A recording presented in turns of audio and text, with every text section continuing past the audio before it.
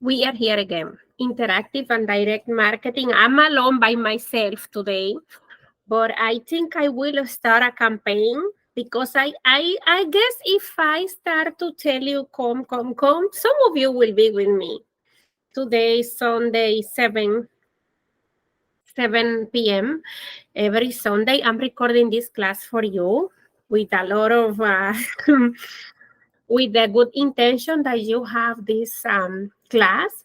And I guess maybe I'm not doing a lot of marketing to this recording, so that's why I don't have anybody here, because I know, I'm sure if I do some marketing, you will be with me. Some of you, maybe one, maybe two, it's okay. Like last week, we have some of you, couple of you join in the interactive and direct marketing class. So I think this week I didn't do a lot of advertising, but all of you have my cell phone, of course, and some of you request me some stuff, and I gave it to you regarding the last activities, because as you know, in this class, the rest of the assignments that we have is just test.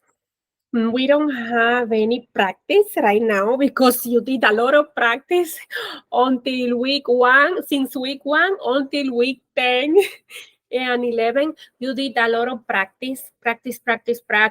You did PowerPoint presentation, you did Word documents, you did a lot of advertising, you create QR codes, you have been creating web page, you have been creating advertising, you have been creating material in Canva, a lot of things. I know, I remember all of that. And I think you have been working more than anybody else in the courses I teach. But I am happy because you have this experience, and some of you maybe hate me because of that, but I it's not difficult. It's just practice. This class is a lot of practice and consistency. I always tell you that interactive and direct marketing is about consistency, right? I always tell you that consistency, but it's not only consistency, to be honest. It's also perfection. Yes, but the consistency will take you to the perfection. So that's why I need the consistency as the number one. So when I say consistency, is every day, posting, creating content, interacting with your customer, with your audience, with your clients, with the population that you serve, with the humans that you are interacting, right? So once you create these communities, every day. Think about how I do that.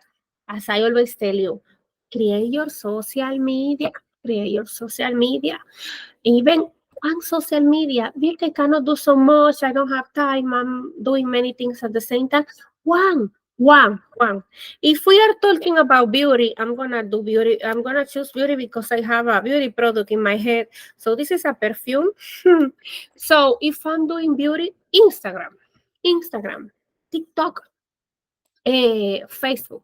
If you want to sell your product, if you want to provide your product to the population, if you want to be successful selling, organization, non-profit organization. Some of you are very attracted to non-profit.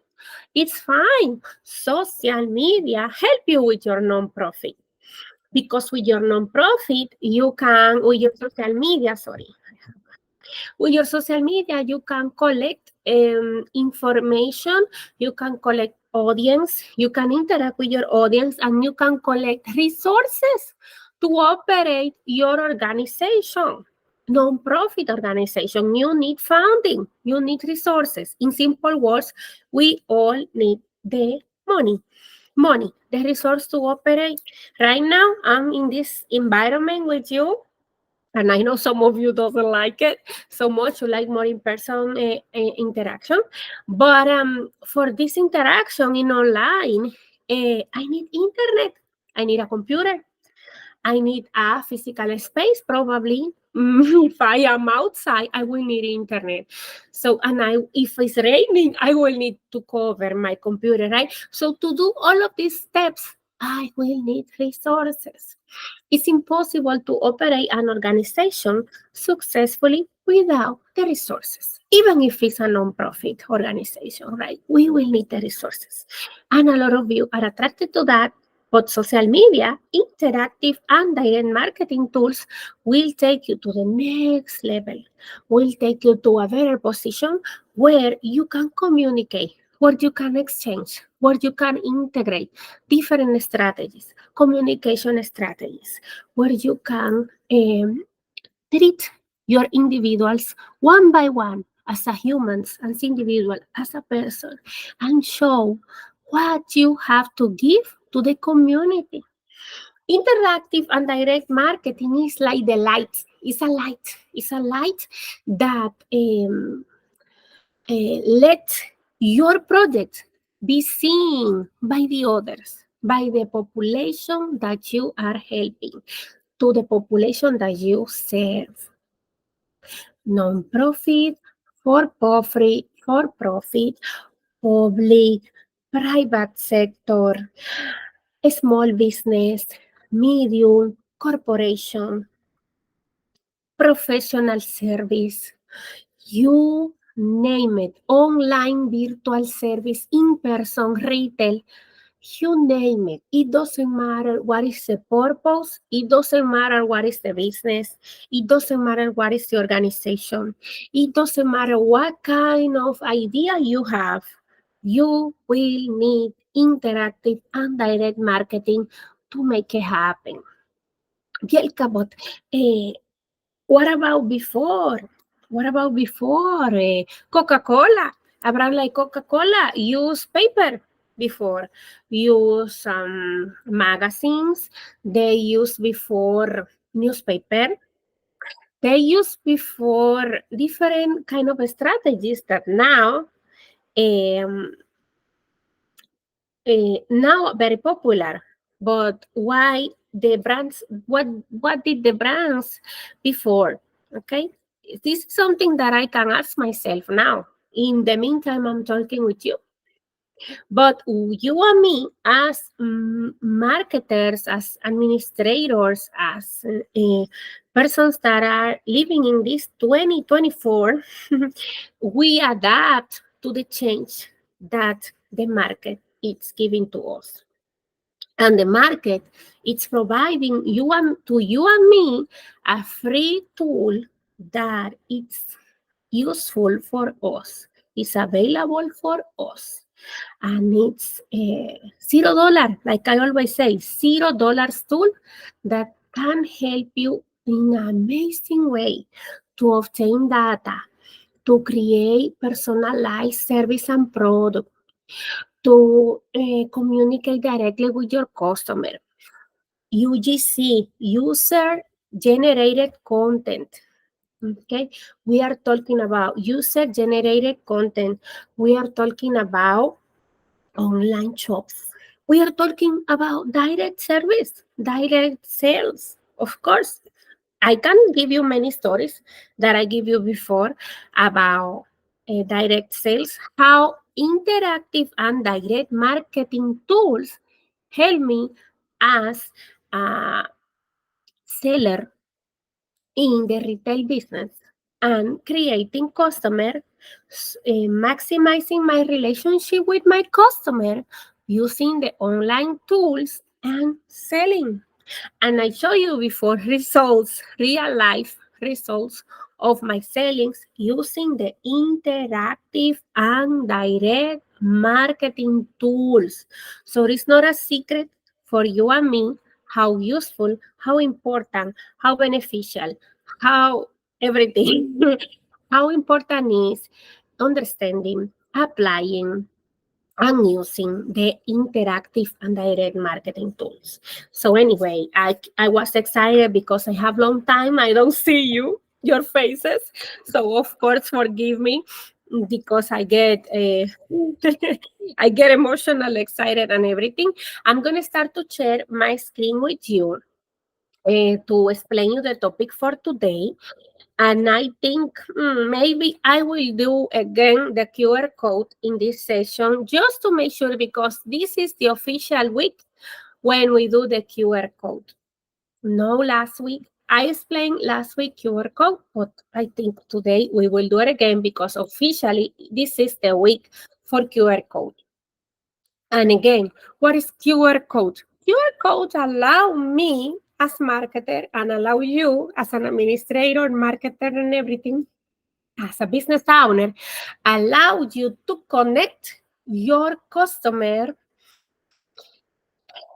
with your service, with your products. Because with a QR code, actually, I did in my personal life, I can show you real quick.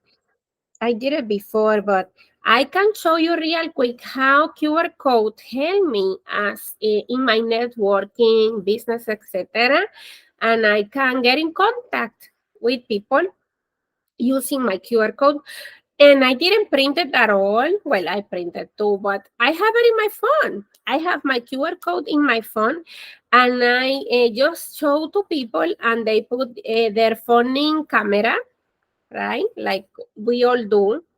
And with this QR code that you're seeing on the screen, I just give it to people, to individuals I met, and I can connect them with my business. Very easy. So they put their phone in camera, like I have it now. I will show you. This is the camera. Phone is in camera now.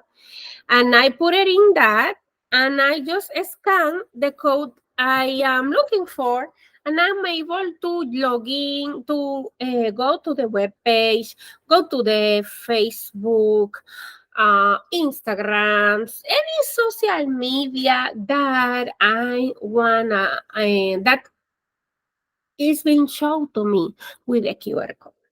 So the QR code is amazing, and I advise to all of you, create your QR code. Angelica, I don't have any business. It doesn't matter. You can create your QR code with your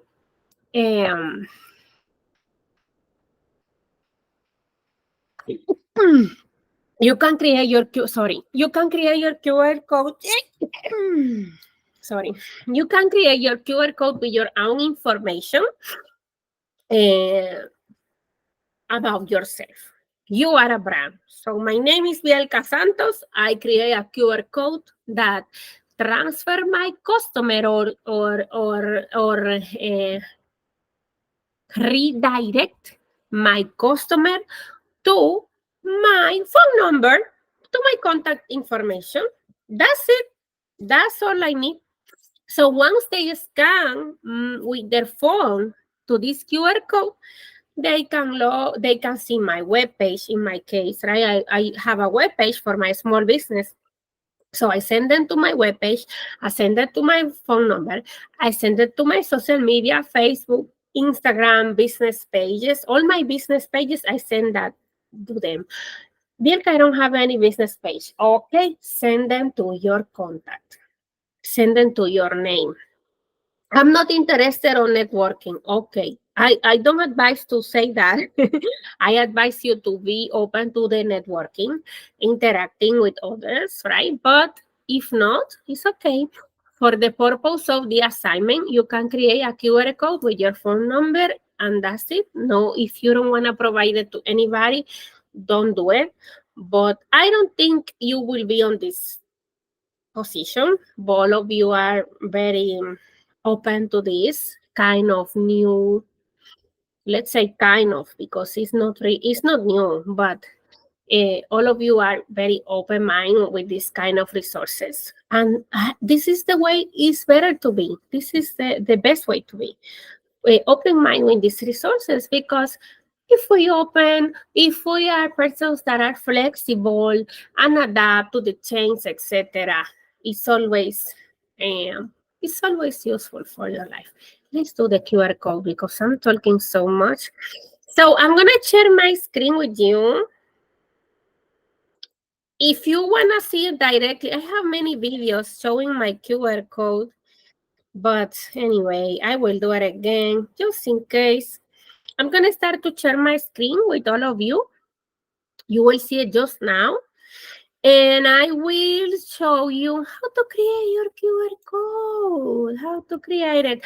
I'm going to go to lesson. If you go to the lesson 11, which is the lesson that belongs to this week, you will see review, complete activity 11, interactive practice 8, which is the QR code.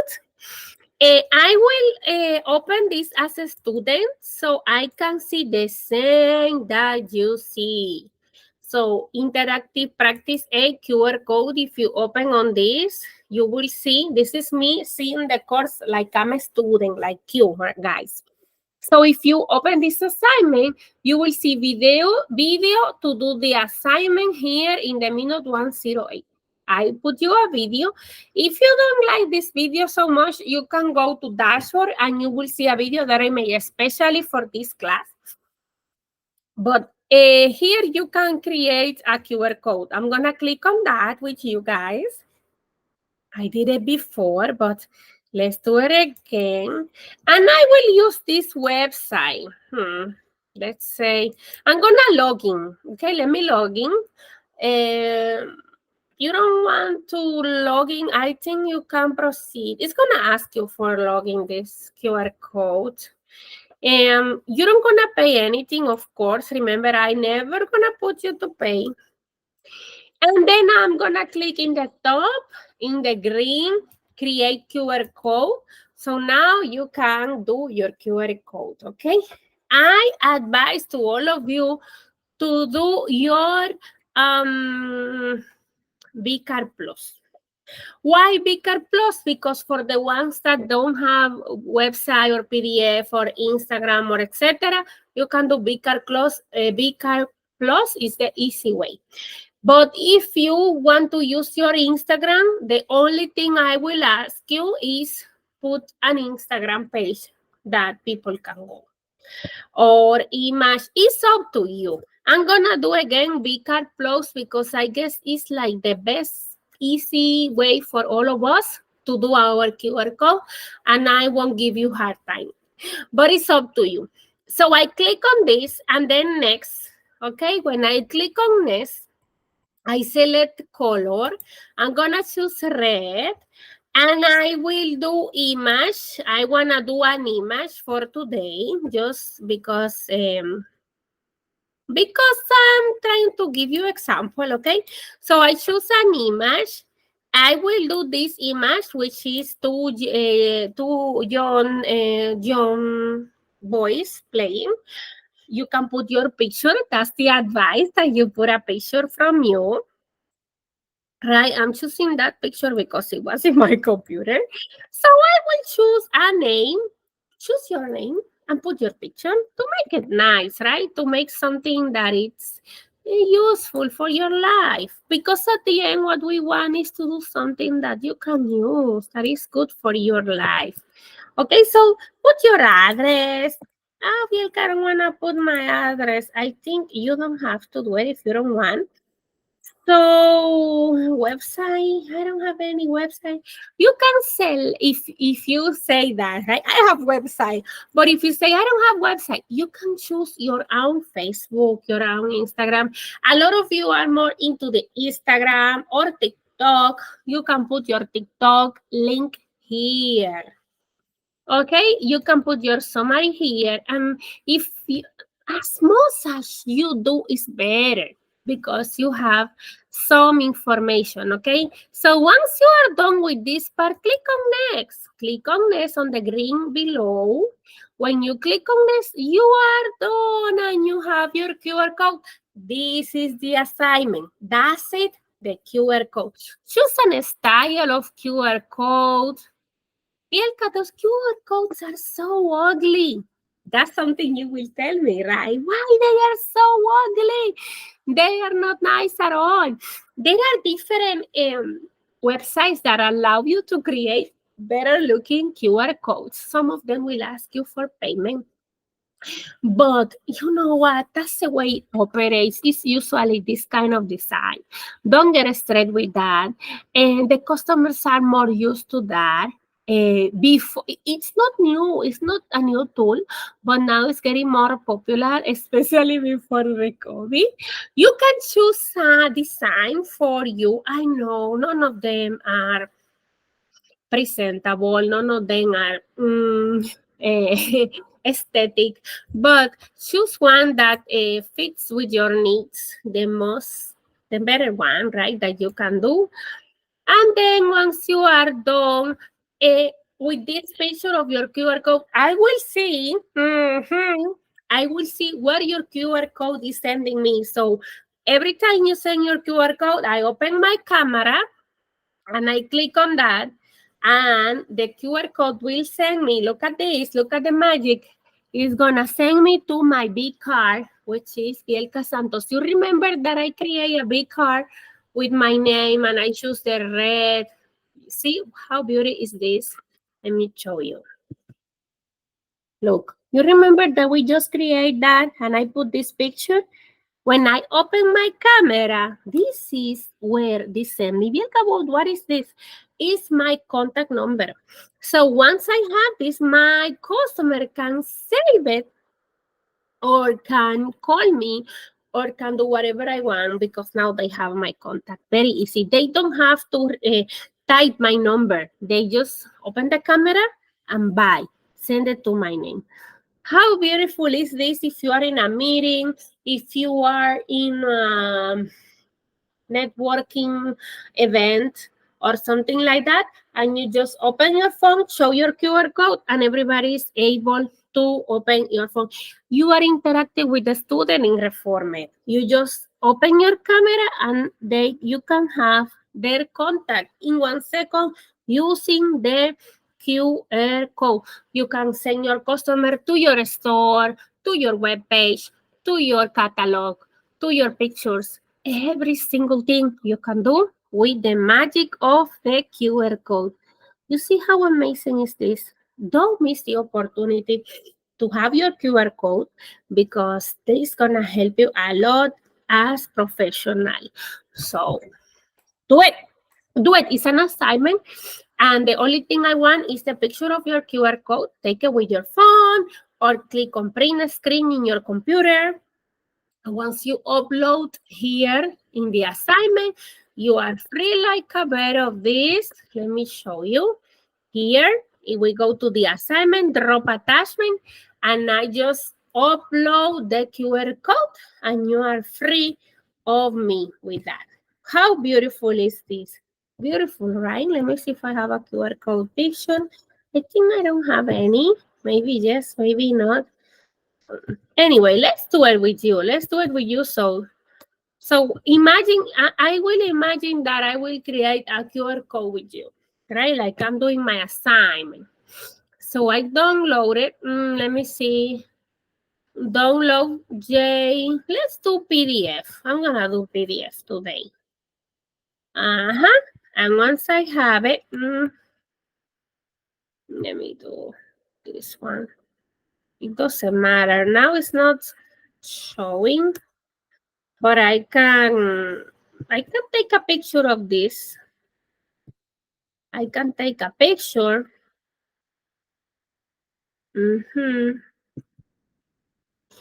Before I save it, for some reason now it's not letting me save.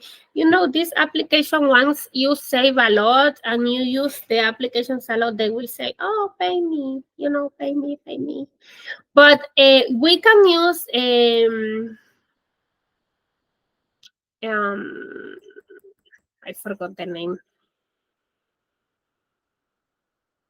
Oh my God, I forgot the name. A snipping tool I use all the time. So we can do it with the snipping tool. Okay, snipping tool. And when I have it here in my snipping tool, I save it, okay?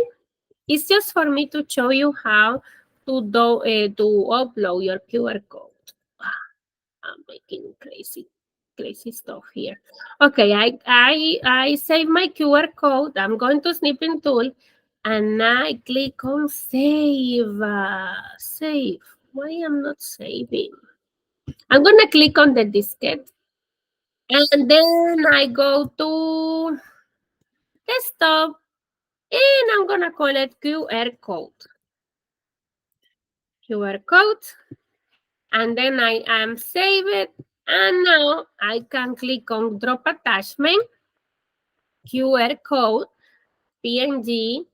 Look at what I did, open, and now I did my assignment. Post, and I did my assignment.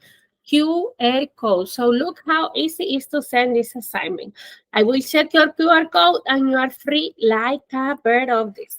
So easy. So this is how you do the assignment of your QR code. My community is okay? I hope so. We have half an hour. So now we did something. Okay, so now you know how to create your QR code. Let's go to the lesson. I'm gonna exit and remove the student. And now you can see, some of you did it, and you know you have good grades to create your QR code. Now let's gonna go to number 12. Vilka, why you are so interested in that we create a QR code? Because it's an interactive way where you can deal or work with your customers. It doesn't matter where they are, and you can send them whatever you want. You can send them to your online shop, to your phone number, to your catalog, like I said, everywhere with the QR code. So it's very important that we have this idea about how to work with this part of in your QR code. Wait a second. I'm working with you here. 1 second, okay?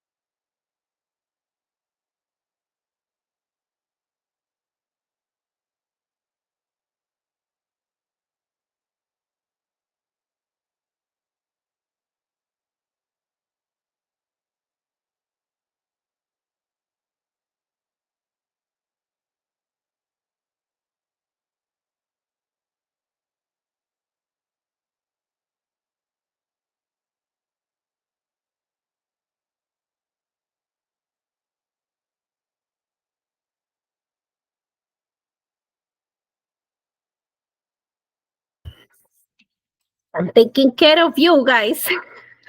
This is about you guys. It's not about because I wanted to stop the class. It's because you are calling me. Okay, so let's go to the topic today. Let's go to the topic.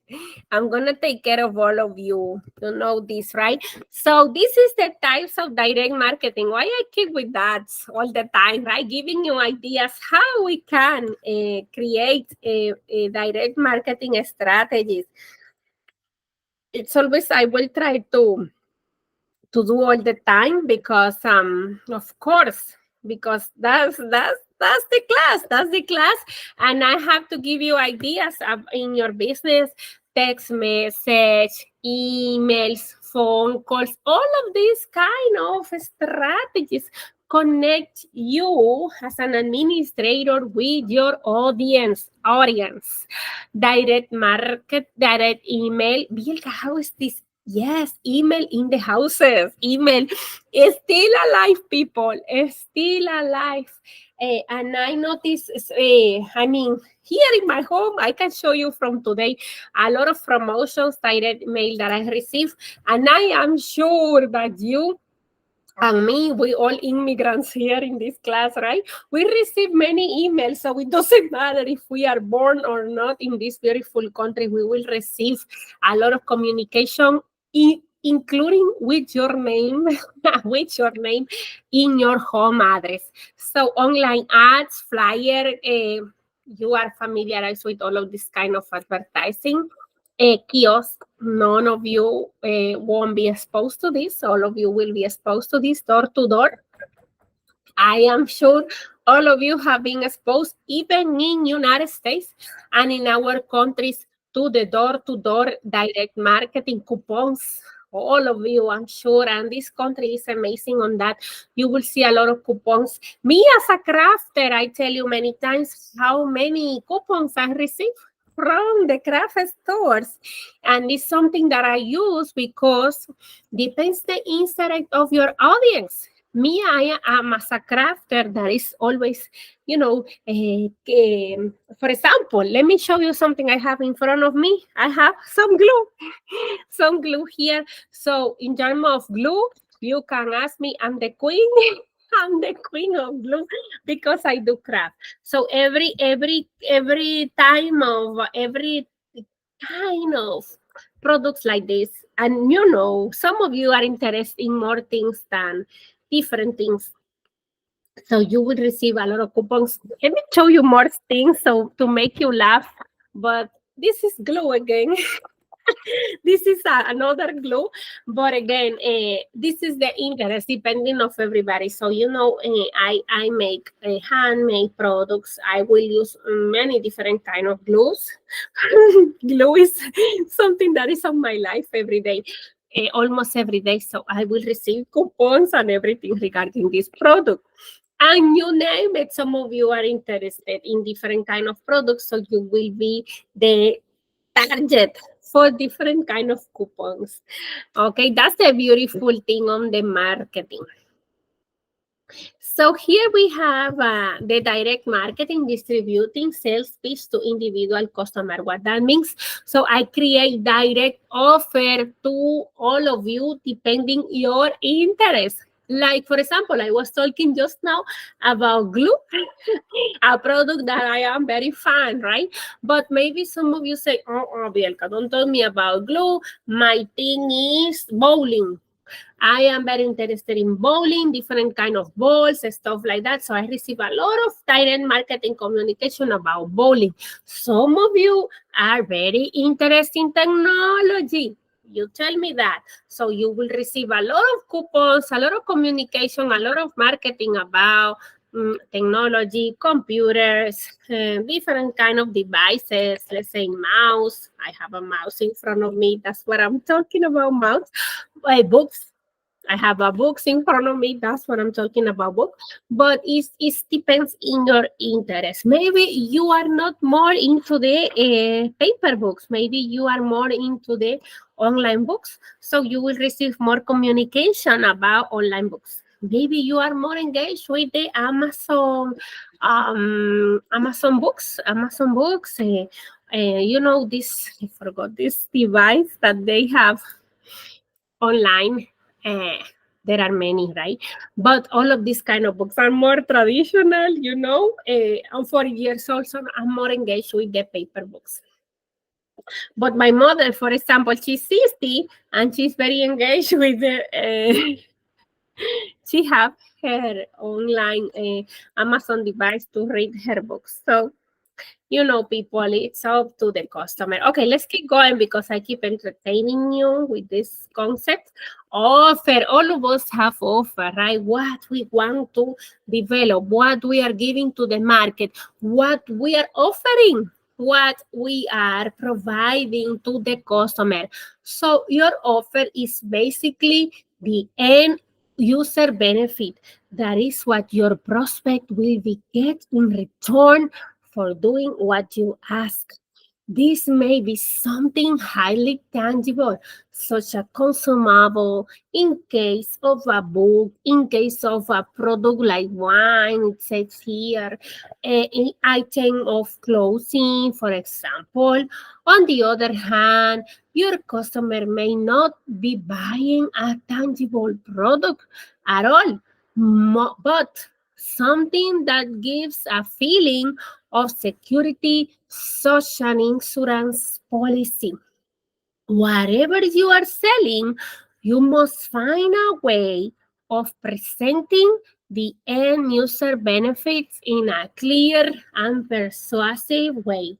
Some things is not possible to make a direct one-stage offer because of complexity of the product or perhaps the breadth of your range.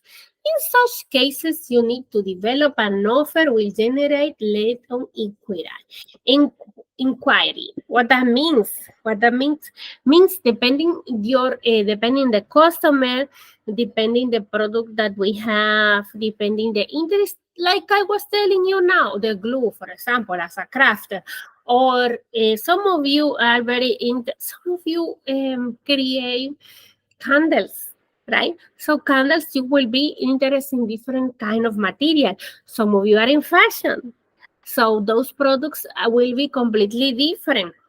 Some of you are more engaged with the traveling, some of vacation. I know some of you are on this interest on this area. Some of you are interested in technology, like I say. So all of these interests are regarding the offer. Those are the offer the market have for you. Even if you are provider, but let's say you told me no, but I resell fashion product. So anyway, it doesn't matter if you are reseller, if you are provider, or if you are just a consumer that you are very interested, like, let's say earrings like me, right? I use big earrings. I like big earrings. That's the way I am. I like big earrings.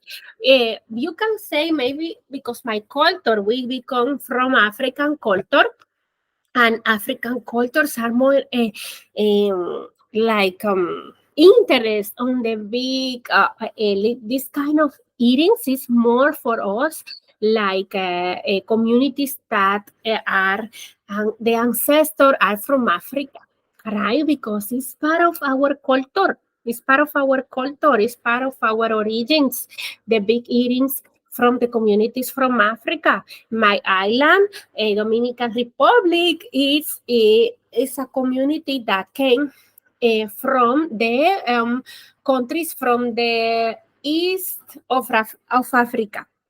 So if I close it, right, close it to the island, closer to the island. So if I say my origins will be on this, so I will be interested on this kind of product, and it's change for everybody. So my communities that are more European, they will be attracted to different kind of products, more maybe, I'm just guessing, okay, but more discreet because European community, the characteristics, they are more discreet, right? If we look their behavior, it's not because I'm creating an example and I'm making assumption. It's just the way the cultures are, and there is nothing bad on this. There is nothing wrong on this. It's beautiful that we have, especially in this international school, different kind of perspective, different kind of environment, more cultures, more European, more cultures, more Africans like mine, and etc. etc. So you name it, and this country have many kind of population. You will see the African American community. Also, you will have the Caucasians, and they behave completely different. So the products that those communities use are completely different. You have the natives, etc., Hispanic, Latins, Europeans, etc. It's a whole list, right? And that's the beauty of this country and on the whole world variety. And I love it. But again, it's depending our origins, our culture, we will have different preference. And that's what offer do to us, right? Providing products and service regarding our needs, right? Our needs. So, I'm taking a long time.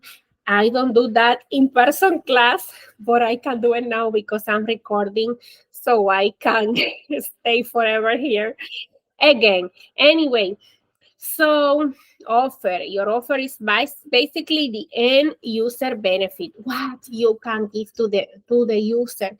Like me, I was talking about these products that represents my culture, the earrings, the decoration, etc., from my communities from Africa. So the benefit, what is the benefit on that? The benefit is that it represents my origins, the sense on belonging, the sense on belonging, because all of us want to belong to certain group. That's what the offer do to you, right? Long story, but you understand what I want to say, right? So at the end, we want to solve a problem when we are providing an offer, the promise of a solution to a problem. The promise of a solution to a problem, if you have the solution to a specific problem and you do not have lots of competitors offering similar solutions, you may merely need to tell people they can buy this from you. There is, as I always tell you in the classroom, the way that you sell something never will be the same that I sell it. So if we are neighbors and I'm selling, again, I'm coming with the perfume and I'm selling this fragrance mist, Brium perfume, I'm selling the same product that you, the customers that I reach never will be the same that the customers that you reach. Why? Because the approach that I have is completely different than the approach that you have, even if we are neighbors. We have, let's say we have commercial places, one next to the other. Both of us have online stores and we sell the same perfume. The same perfume, there is no way you will have your customers and I will have customers, and both of us will sell. Both of us will sell. Of course, competition always impact, but of course, I know, I'm sure. Let's try it together, and you will see that both of us will sell. This country is amazing. We have more than 30 humans, million of individual in this beautiful country. And if you think about the whole world, there is amazing me, as I told you before, as a small crafter in my home, I sell products to France. I sell products to Australia, US States, you name it. So how in the world, we have the whole market for us, 8 billion people in the world to sell, to provide service, to provide solutions to their life. So people, there is no way we can have success if we are consistent and if we provide solutions to the community. Long story, right? But it's possible, it's possible. So the sort, so remember, you will see that even if you have a lot of persons providing the promise of a solution to a problem, if you have the solution to a specific problem and you do not have lots of competitors offering similar solutions, you may merely need to tell people they can buy this from you. Again, what this says, they can obtain solution from you as marketer, as an administrator, as business owner, etc., etc. So this sort of offer can be attractive to customers. This sort of offer can be attractive to customer and is very attractive to the publisher who gains in three ways. One, cash flow is improved. The margin available for discount is higher. And also, as there is not marketing cost for the second and perhaps third year subscription, and then the extended commitment from the customer makes longer term plan easy. So again, making proposals that are attractive to your audience is very important, because the only way we can learn that, the only way we can improve on that, the only way we can keep doing this better and better every day is we practice and consistency. Don't forget that, because I always tell you the same.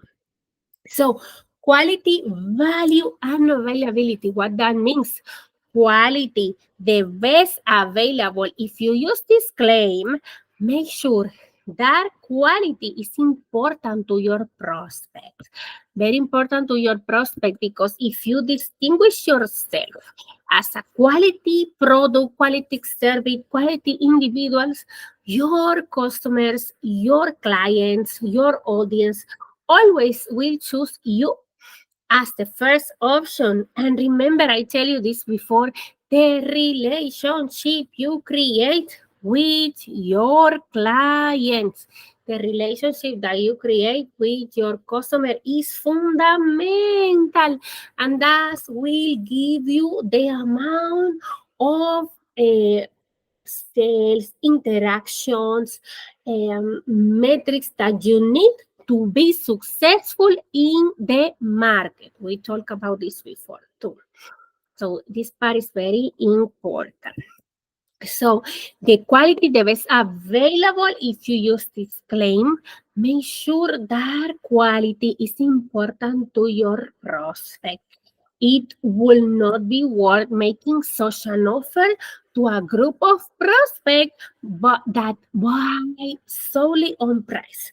Therefore, it may worth segmenting your customers and varying your offers according to their buying behavior. Value based at this price. Some of the customers are more interested in how much it is, how is the price, and they will go with the less price. If we have relationship with them, if we provide them quality service, quality product, you will think about you as consumer. Some products that you say, I don't care about the price, I don't care about how much, I will pay for that because I want this product or service or this individual that provide me that. Punto. Period. That's it. So this works well for many marketers. Just make sure you can sustain your price or even reduce it further when the competitors react. Availability only from ourselves. If you have exclusivity on a product which is in demand, you may not need make any more detailed offer now available. So those are things that you as an administrator think about when you are offering quality, value, and availability to your audience, to your customer. Okay, so also we think about reassurance. Reassurance. Every advertiser tries to persuade what persuade you that theirs is the best product on the market. As a result, advertisers claims are devaluated by prospects. However, if you can quote a credible third party endorsing your claims, remember you can also create a stronger warranty. It's much more believable. And also, you should always make a stronger warranty that you can. A small number of people may take advantage of you, but many more will be reassured and thus encouraged to make purchase decisions. So that's when we are talking about reassurance in the market, something to think about. And also the added value customers. When we say added value customer, responds well to offers to help. Added value customer, telephone helplines and free advisory booklets can be very successful in this case. But you know, now with the online environment, there is more easy to reach this environment, okay? So better performance or technical superiority, this is another area where testimonials help you to achieve greater credibility. Everyone expects you to say that your product is the best. So something to think about. Fidelity, loyalty, right? Something we think a lot in the loyalty. Let me keep going here. I'm just doing something here. So telephone helpiness and free advisory booklets can be very successful in better performance or technical superiority. This is another area where testimonials help you to achieve greater credibility. This is something else we take in, we take in consideration too. Providing products that fits the needs of the customer is something that we always will be dealing with. Okay, so very important to think about this. And let me keep going with the topics for today. Everyone expects testimonials help you to achieve greater credibility and to say that your product is the best, and to certain extent your statements are discounted. However, if the chairman says it is the best, it is more powerful and believable testimony. So if you have certain communities that are able to sustain the validity of your product, that's when the testimony is more valuable. For example, let's say I'm talking about perfume because I have a perfume in front of me. But if I'm dealing with this product, and you saw some popular designer like Carolina Herrera. Now I'm going to say Carolina Herrera because it comes to my head. It's very popular. She's from Venezuela and is a designer, very popular in the world. So, of course, what Carolina Herrera say will be, is she's an authority on this topic. She's an authority on this topic. So, of course, it's important when she expresses her opinion. And the same if we are talking about Jeff Bezos. If Jeff Bezos is talking about online e-commerce, of course, we will hear his observation because he become as a reference for us. If we are talking about acting. I was looking some news about Denzel. Denzel Washington is a popular actor in United States, and he's an authority. He's an authority in acting and actually in personal development, because all of us have a lot of admiration for actors, actresses that have been dealing in a difficult market. So they become authorities on the area. Will Smith, now I'm thinking on him because he had some struggling in his personal life. So those becomes with the situation with the Oscar, I'm just thinking on this. But you name it, you can think about the I have a lot of people in my head, but Jack Nicholson, different actors that are authority in their areas, right? Long list, and you have a lot of ideas about this, so I won't stay forever on this.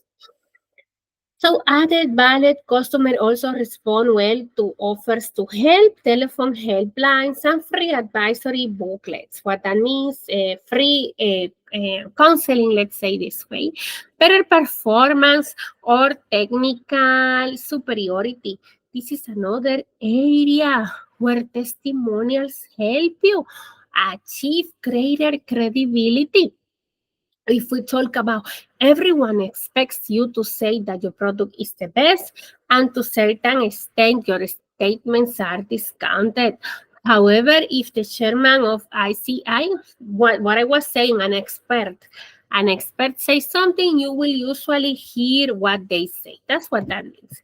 So positioning, for many people, positioning can be difficult concept to grasp, because positioning is not something you do for your product, although it may will require you to make changes to your service.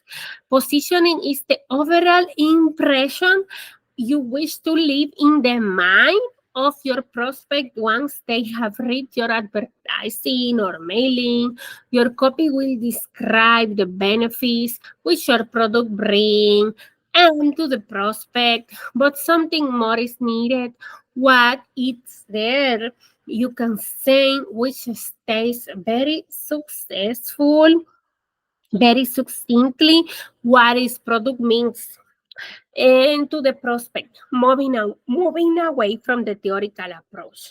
So we can consider in some example positioning the space that you have in your customer, in your target, in the head of your client. When I think in soda, I always will think in Coca-Cola. For some reason, they are positioning in the first space of my head. If we think about, I was talking about designer, and I said Carolina Herrera, right? Is the first on my head.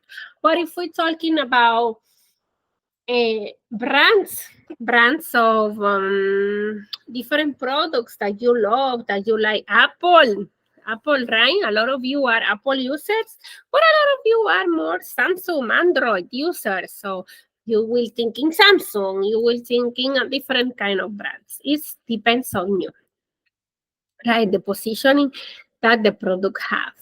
So if we say promotional offer, we mentioned this many times when discussing offer.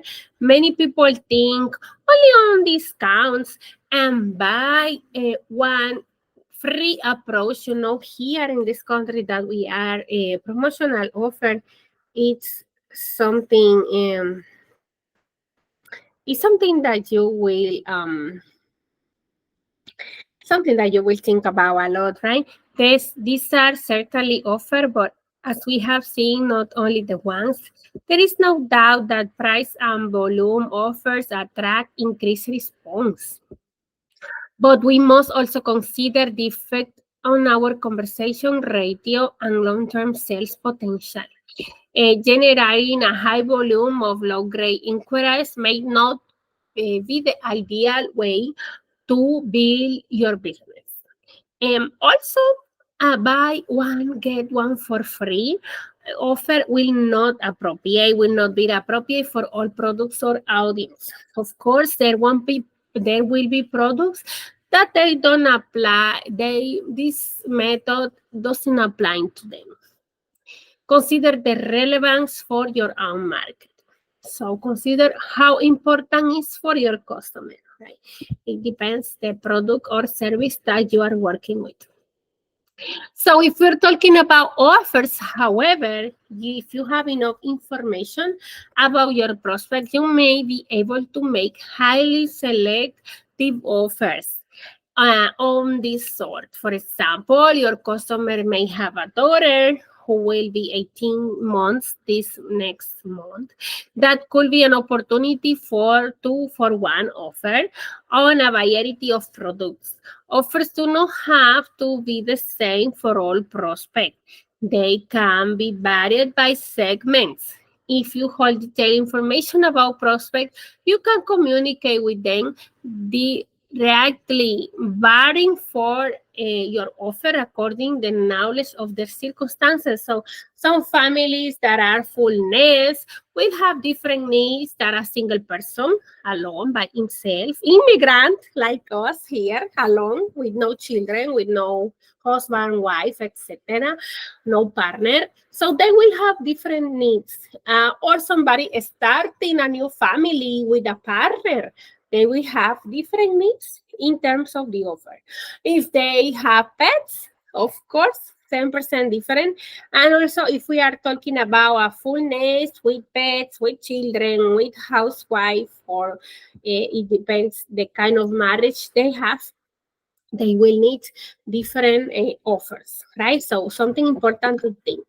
Let me show you some information also about offers that about this chapter, basically, that can help you. Talking about offers, I want that you see 7 Traits of Irresistible Offer by Dan Locke. I will show you right away. 7 Traits of Irresistible Offer.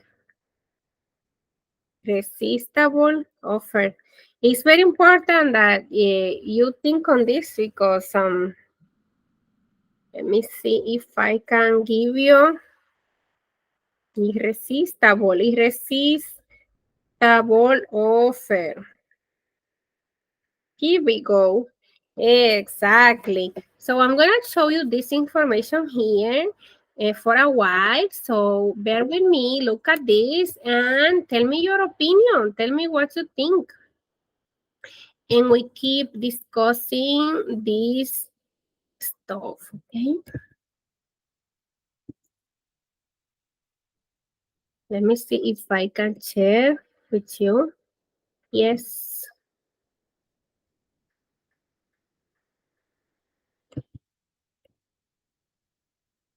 I'm gonna share with you this. Well, because I'm a nice person, I make videos, I teach you, get value, give me $50. He's Dan Locke. Don't forget his name because you will see a lot of information about Dan. You see, one of the most important things I've learned in my business is to make an offer they can refuse. See, price is only an issue in the absence of value.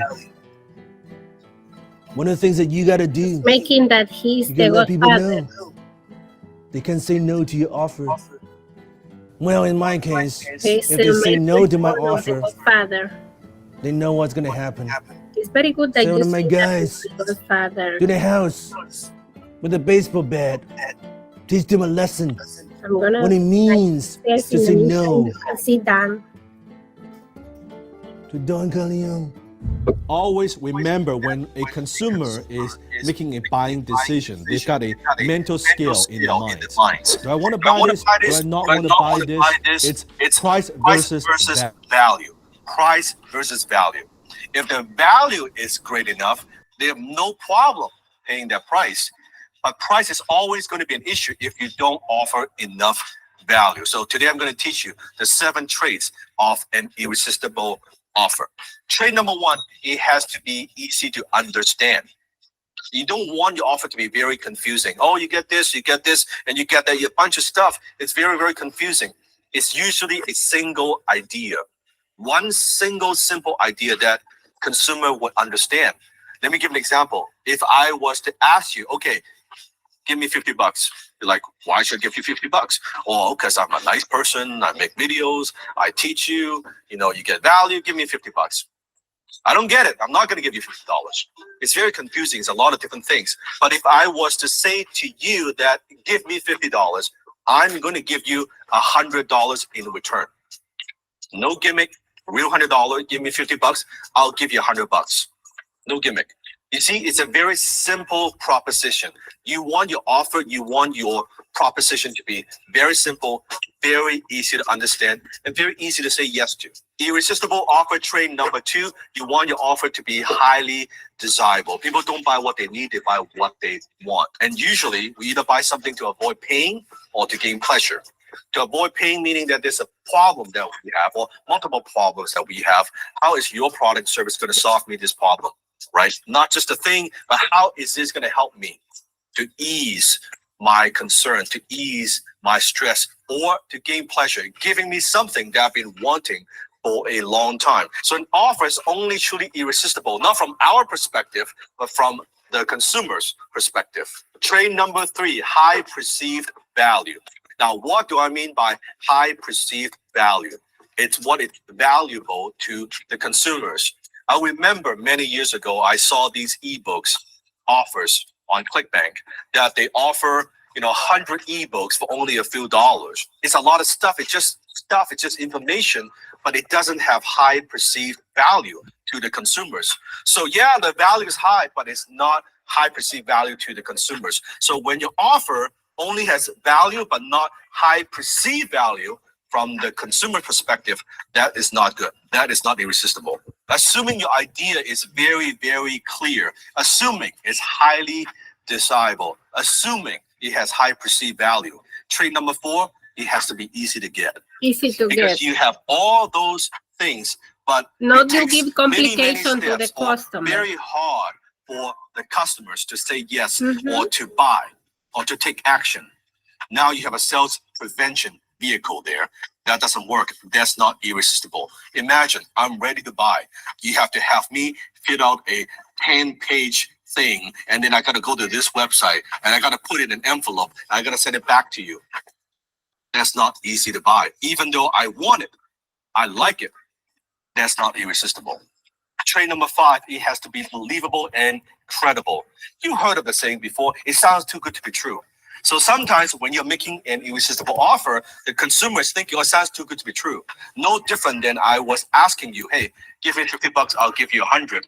Oh, what's the catch? Why would you want to do that? That doesn't sound right. So that's not very believable and it's not very credible. So whenever you're making an irresistible offer, one of the very smart things that you could do is to give them a reason why you're giving them such a good deal. Why are you giving them such a compelling offer? Maybe because this is a new product. You're trying to gather customers. You're trying to gather testimonials. Or maybe you have too much inventory. That's why you give them a discount. Or maybe because you want to build a trust. Tell them that. So now they know, okay, this is why you're giving me a good deal. This is why this is so compelling. All right, I'll take advantage of that. Trait number 6, low risk or no risk. You see this on TV infomercials. 30-day money back guarantee, 60-day money back guarantee, 90-day money back guarantee. Because the consumer is thinking, well, what if I don't like it? What if this product doesn't perform the way that you say it would? What about this? What about that? I don't want to lose money. I don't want to make a mistake. I don't want to make a mistake in front of my family. Then I look really stupid. But how could you reduce or better yet eliminate the risk for the consumers when they want the offer and it's easy to buy and it's credible? Easy to and you buy. take away Make the it risk, easy for your now clients, it's like that very, we always very talking easy about. for them to say yes. Trait number 7, urgency. Now you just need to give them Make a it, reason why they need to buy right now. Because people Make procrastinate. it, If you how I don't can give say them a this reason word. I'm why they thinking need to a buy word, but right it's not now, in they English. won't buy. Because people don't like risk. People don't like to make decisions. Most people are not action takers. Right? They delay again and again and again. Sometime, or maybe I'll get in the future. Guess what? That never happens. So give them a reason why they Give need to them a buy this reason right to now. buy. Now it could be a limited time offer. Meaning Limit, this yes. offer is only available during this time. That's a good reason. Or it could be limited quantity. If that's true, you only have so many of these units So many available of these for purchase. Tell them that. Or maybe it's limited time bonus. That in order to get the bonuses, you have to buy within this period of time. Why you need to buy now? Or maybe it's a limited time discount. In order to get this special price, preferred pricing, There you is need to take something, action this is something I before was this looking deadline. today Or too. maybe it's only the first 50, 100, 150 people will get this. Afterwards, then people won't get that bonus anymore. There's so many ways you could do this, but the bottom line is if you don't give them a reason to act now, they won't act. And that's how you make them an offer they can refuse. And the force of nature. He's improved, arguably millions of lives where they can provide themselves with more money. His materials are great, excellent. He's at the top of his game. Everything he says has a purpose, and everything he does is done with heart. It's what I've seen from Seafood and Love. I didn't see it from anyone else. He's done it. He's been there, and he's still doing it. Because of their luck, my revenue went 30% up. I actually get like a clearer picture of how I should run my business. I can feel it. If you really truly want to hear his speak. We're taking hold of more advanced strategies on building our brand, creating content, leveling up our team. In an environment where I could actually be around people that were going to support that, encourage that, and hold them to a higher standard. It's a great mentor to get you not only in the right frame of mind, but then to give you the know-how, the tools, the skills to get there. If you just follow his advice, go step by step according to his blueprint, you will achieve results more than you can imagine.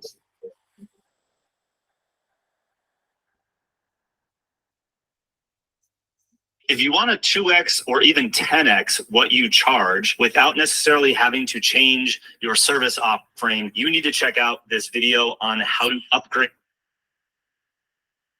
Well, a lot of information about how to make offers, right? And at the end, as I was saying this morning, this morning I was in this live with Instagram, and they asked me advice for small entrepreneurs. I will tell them, think about them. Think about them. It's not about you. It's about them. Because we always thinking about us all the time. I want to look good. I don't want to be nervous. I want to do good work. I want to have income. I want to have money. I want to have, if we are talking about working for somebody else, I want my vacation. I want my salary. If we have a small business or big corporation, I want to have income. I want to grow. But what about them? How you can help them to be better, how you can give product and service to them that help them in their life. And I always tell you that, this all because I always with the same program, but think about your customer. Think about the population that you serve. Think about your clients. Think about your society. Think about your audience. Okay, it's very important. So let's keep going because we have a lot of things to do, okay? And let me go with actually, I'm going to show you the review. You have plenty of retakes for this class. I gave you retakes because you asked me, but I'm going to show you some of the statements for this class until now. So it's basically the end user benefit. That is what you prospect will get in return for doing what you asked. This may be something highly tangible, such consumable in case of one. We say that in the book, right? And this is offer. This is offer, and a majority of you answer offer. If you use this claim, make sure it's important to your prospect. It will not be worth making sure such an offer to a group of prospects that buy solely on price. Therefore, it may be worth segmenting your customer and varying your offers according to their buying behavior. It was quality. A majority of you answer quality. I can say majority because 35% answer quality. So don't forget that. Here, every advertiser tries to persuade you that there is the best product on the market. We mentioned that already. As a result, advertisers' claims are evaluated by prospect. However, if you can quote a credible third party by endorsing your claims, is much more valuable. You should always make the strongest guarantee you can. A small number of people may take advantage of you, but many more will be reassured and thus encouraged to make a purchase decision. You say reassurance. 10% of you say reassurance, so that's good. Yes, this works well for many marketers. Just make sure you can sustain your price or even reduce it even further when the competition reacts. It's value. Majority of you answer value. And then this is another word we mentioned until now, is the overall impression you wish to leave in the mind of your prospect once they have read your advertising or mailing. Your copy will describe the benefits which your product will bring to the prospect, but something more is needed. What is where there you can, which states very succinctly what its product means to the prospect. Is positioning. In simple words, people, the space that you have in customer mind, positioning. And you are seeing my screen. I'm happy you are seeing. Actually, this is better to show you this way. I'm happy that you can see everything this way. It's better. I didn't notice. Okay, let's keep going, because I usually do my entire screen, but this is better than the entire screen. Promotional offers, that means when discussing offers, many people think only of discounts and buy one, get one free approach. These are certainly offers, but as we have seen, not the only ones. There is no doubt that price and volume offers attract increased response, but we must also consider the effect on our conversion ratios and long-term sales potential. Generating a high volume of low-grade inquiries may not be the deal. Why to build business? Let me make sure you're listening to me. I'm not sure. I think you are. I think you're listening. I think you are. Oh, you're not listening. Now you are listening. Presentation audio. Something happened with the audio. Something happened now. Yeah, I think now you can hear me. Oh my God, I was talking forever. Presentation audio, it was closed. I think you were not listening to me. Let me go back because I think you were not listening to me. So I'm gonna go back to the first one. It is basically the end user benefit. That is what your prospect will get in return for doing what you asked. This may be something highly tangible. Let me show you here. Such a consumable case, a book, a beverage. It says wine here. I don't want to promote this kind of beverage here, right? So, or an item or clothing, for example. On the other hand, your customer may not be buying tangible product at all. So I mentioned it was offer. I'm saying it again because I understand that you were not listening to me. So, on the other hand, your customer may not be buying tangible product at all.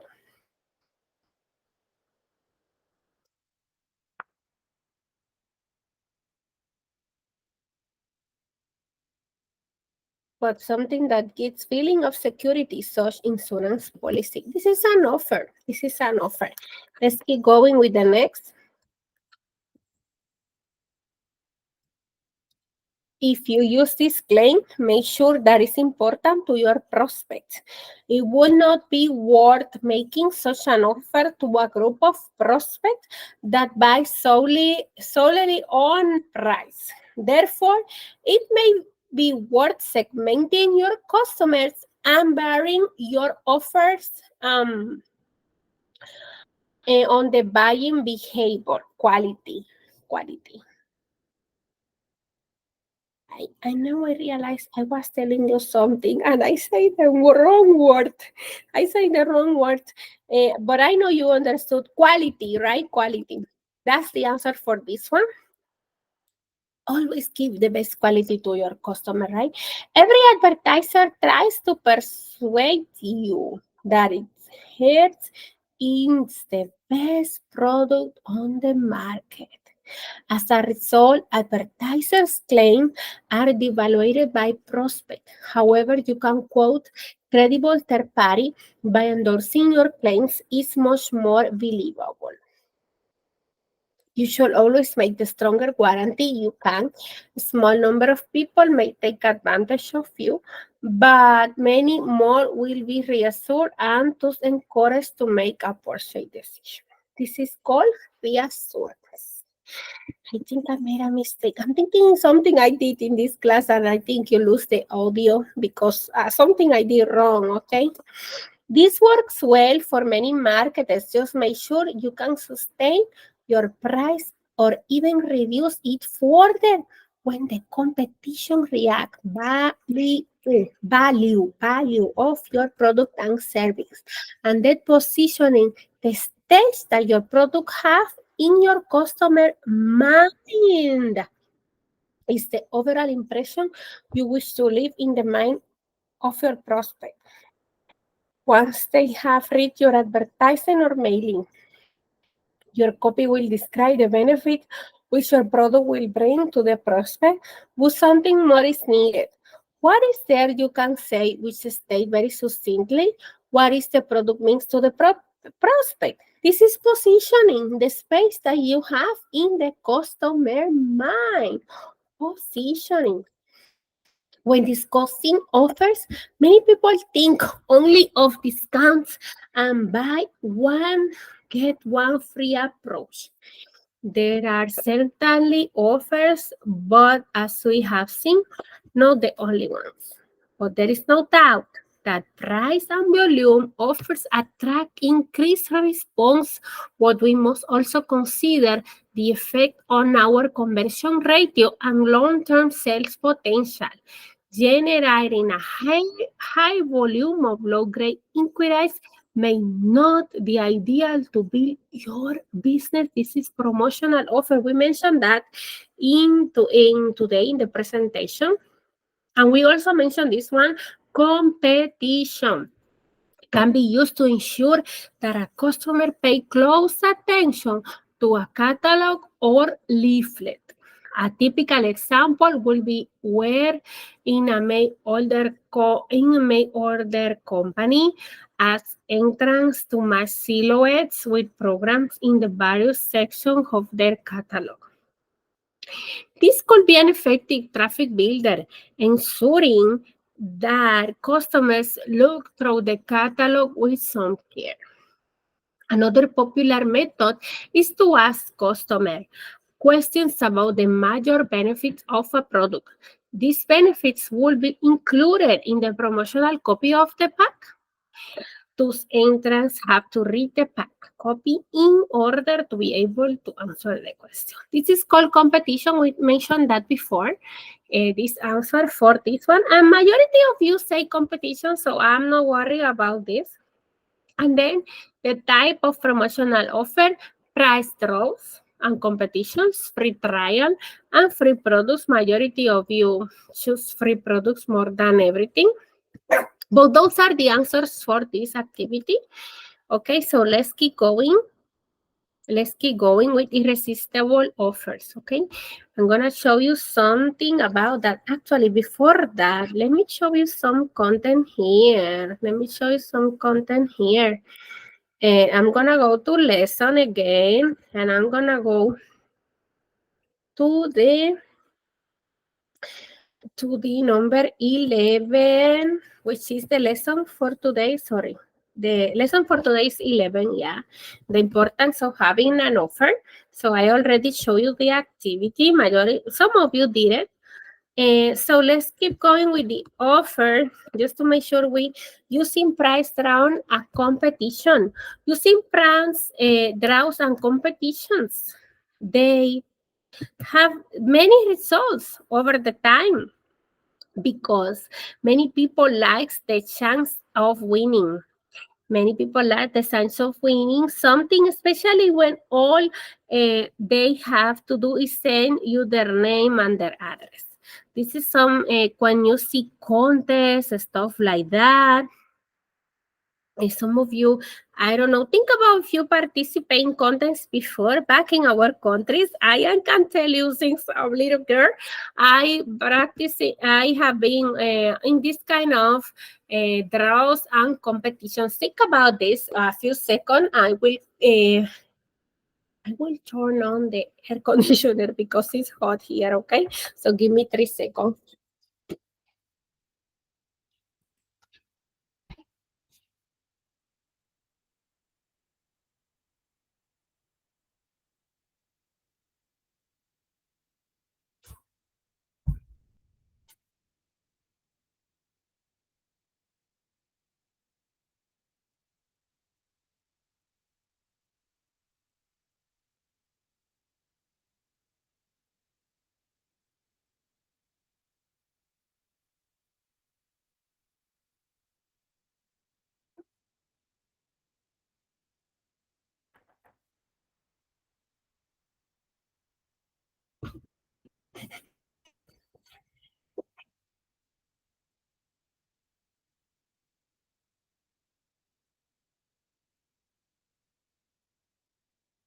Okay, let's keep going because I was turning on the air conditioner. It was hot here.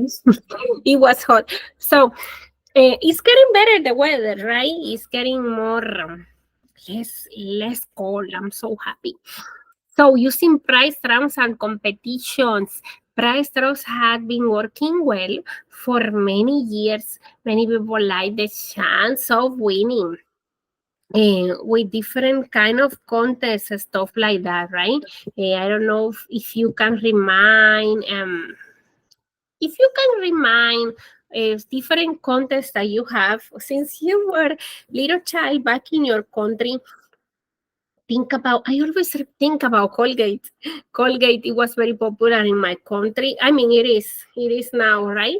Colgate around the world, and he made different contests since I was a child. Maggie, Unilever, very popular brand over there. World brand. We always think it was just from local. It was local, but it's not local at all. So something to think about, right?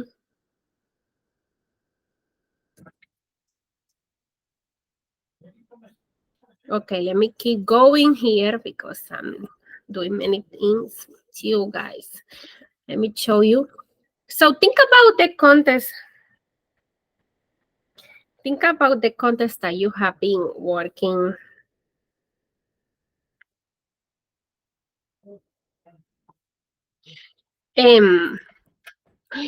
The popularity of the national lottery, for example, has tended to reduce the effectiveness of some of the large prize rounds, but they still worth testing, especially with a smaller prize. Some prize rounds have never known to double response, even when the only prize was a free meal.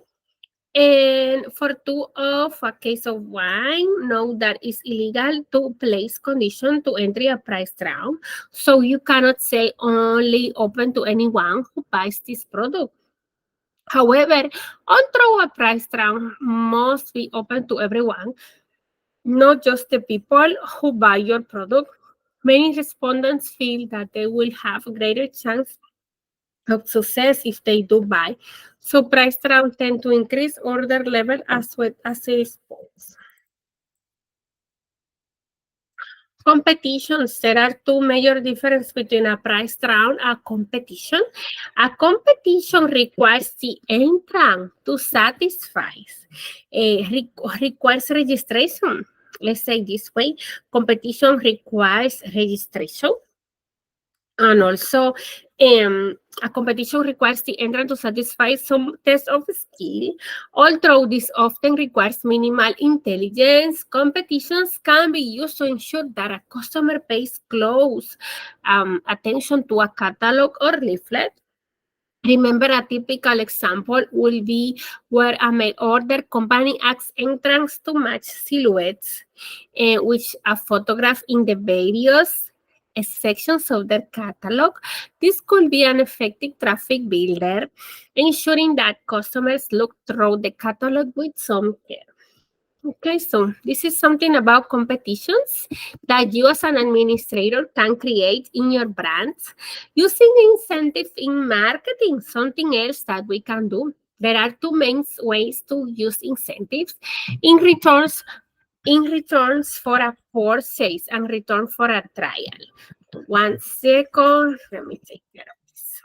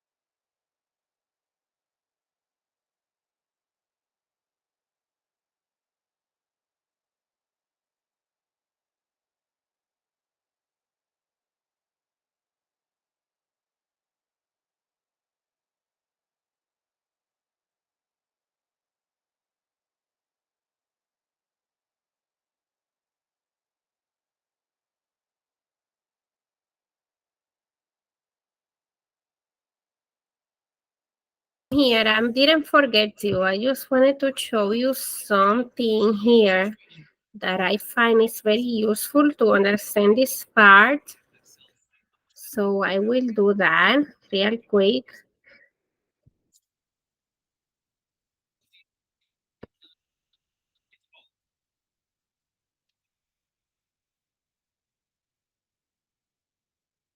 What is the secret of sales? Make people an offer so good they would feel stupid saying no. Imagine if you. What is the secret of sales? Make people an offer so good they would feel stupid saying no. Imagine if you made an offer and received this kind. Change your business? What is the secret of sales? When this happens, do you think this could change your business? What are you missing? Most likely, however, right now you find yourself in this kind of situation. Around you? Well, What are you missing?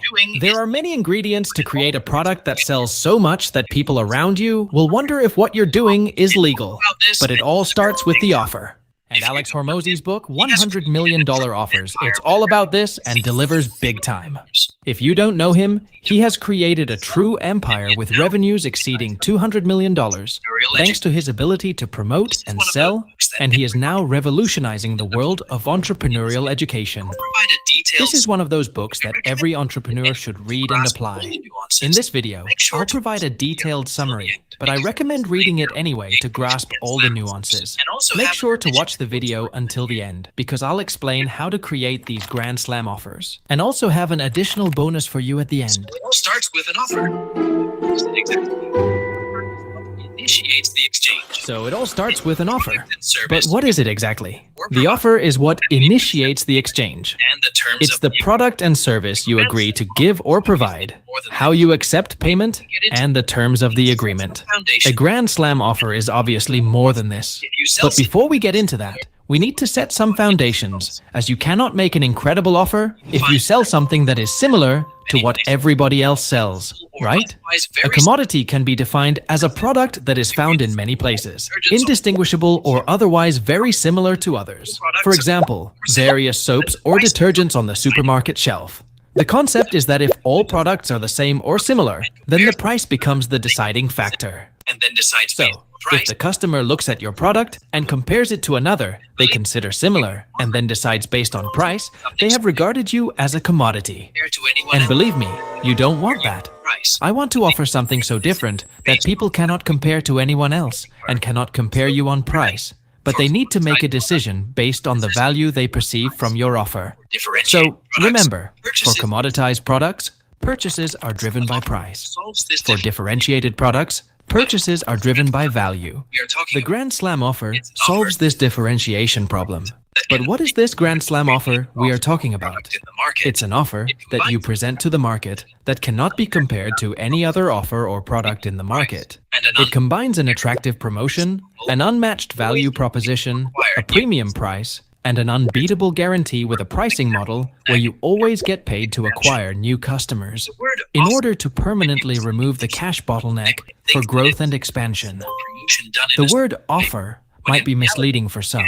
They might think that it is a kind of simple promotion done in a certain way, when in reality, it is more like a shift in the business model. standard offer It is better explained with this real-life example for an advertising agency. service plus Standard offer from an advertising agency.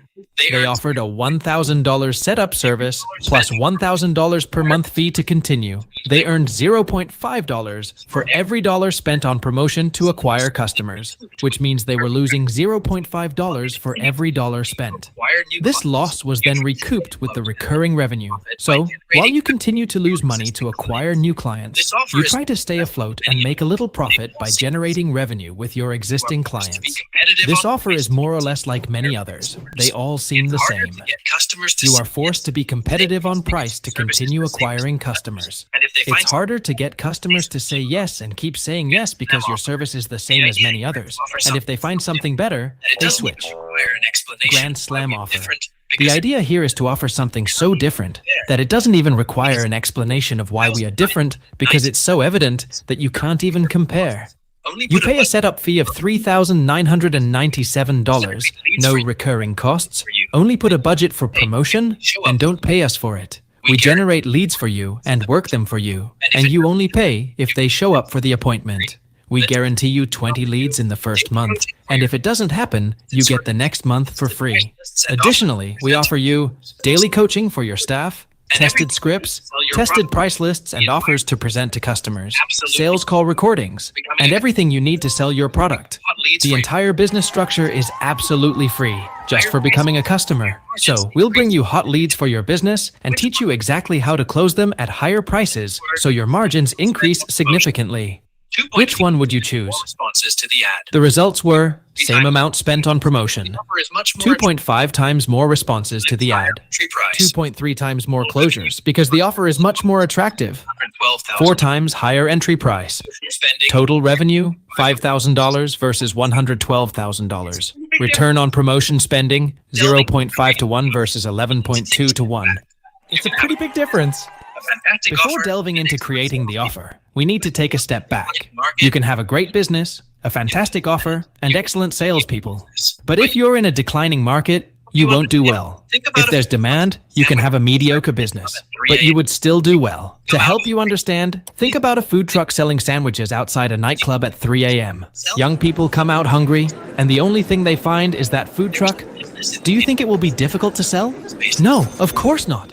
On the other hand, there was a business in the field of selling advertising spaces. Great business model, excellent salespeople. But they were selling to newspapers that were declining by 25% each year. It was a disaster. So, this is the framework you need to keep in mind. You start from the left. If you assess that the market is bad, you won't even proceed with this business and move on or redefine the target audience.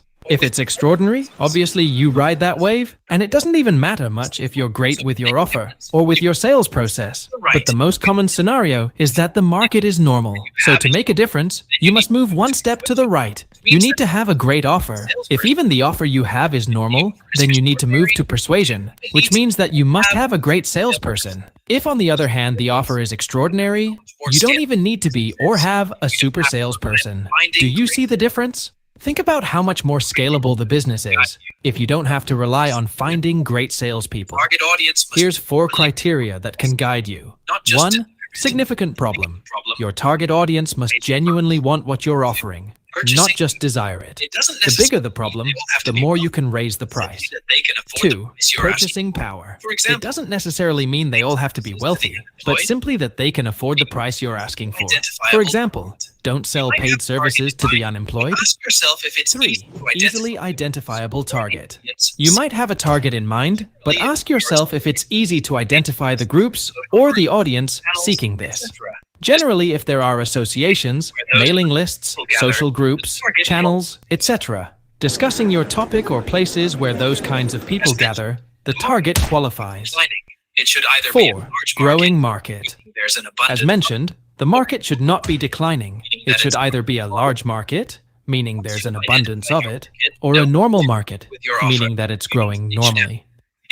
Once you have identified your market, don't go too broad with your offer. You need to niche down. It is important because it allows us to compete in a unique category, our own, and not become a commodity in a too generic market where there are big companies with a lot of budget already occupying that space.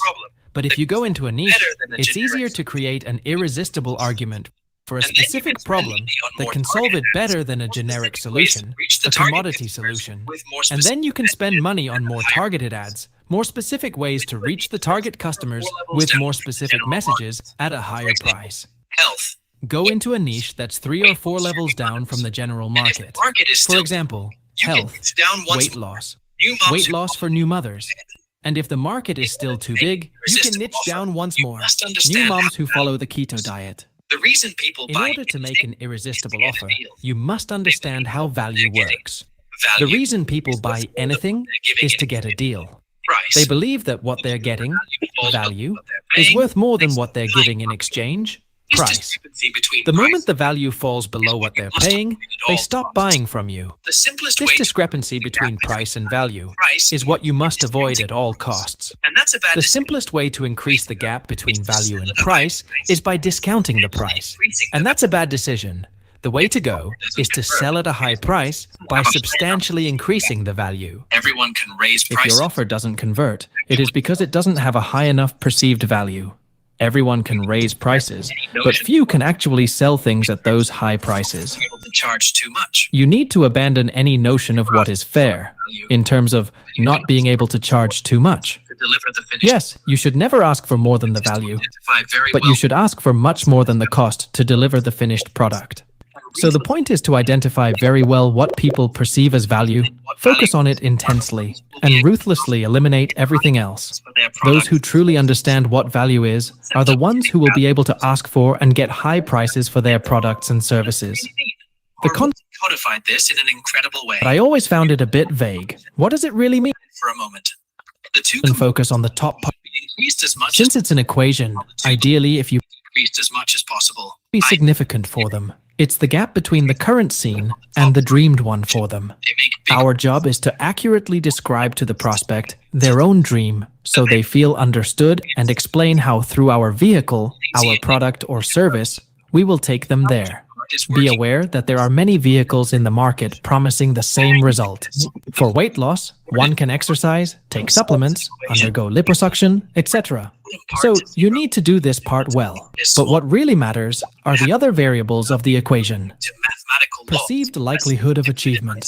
How much your prospect thinks it is likely that they will reach the dream outcome promised by the product or service. We must communicate on this point, demonstrating the likelihood through evidence, testimonials, demonstrations, what we include or exclude from the offer, along with our guarantee that we will deliver. Time delay. How much time passes from the moment of purchase to the desired result? The shorter, the better, of course. If that is not always possible as you sell something that takes a long time, make sure you let them have short-term wins to validate that they are on the right path. You need to do this. Effort and sacrifices. Efforts are things you don't necessarily enjoy doing but have to do to achieve the result. For example, going to the gym and dealing with sore muscles as a result of your training. Sacrifices are things you like but have to give up. For example, the sacrifice of not eating a dessert if you're on a diet. Here's the value equation again. It's really a key concept of this book. Remember that perception is reality. It's not whether you actually really modify those variables. Maybe you do it, but the prospect does not perceive it. For example, people complained about the elevators being slow. The solution was not to increase the speed of the elevator, but to put a mirror in it.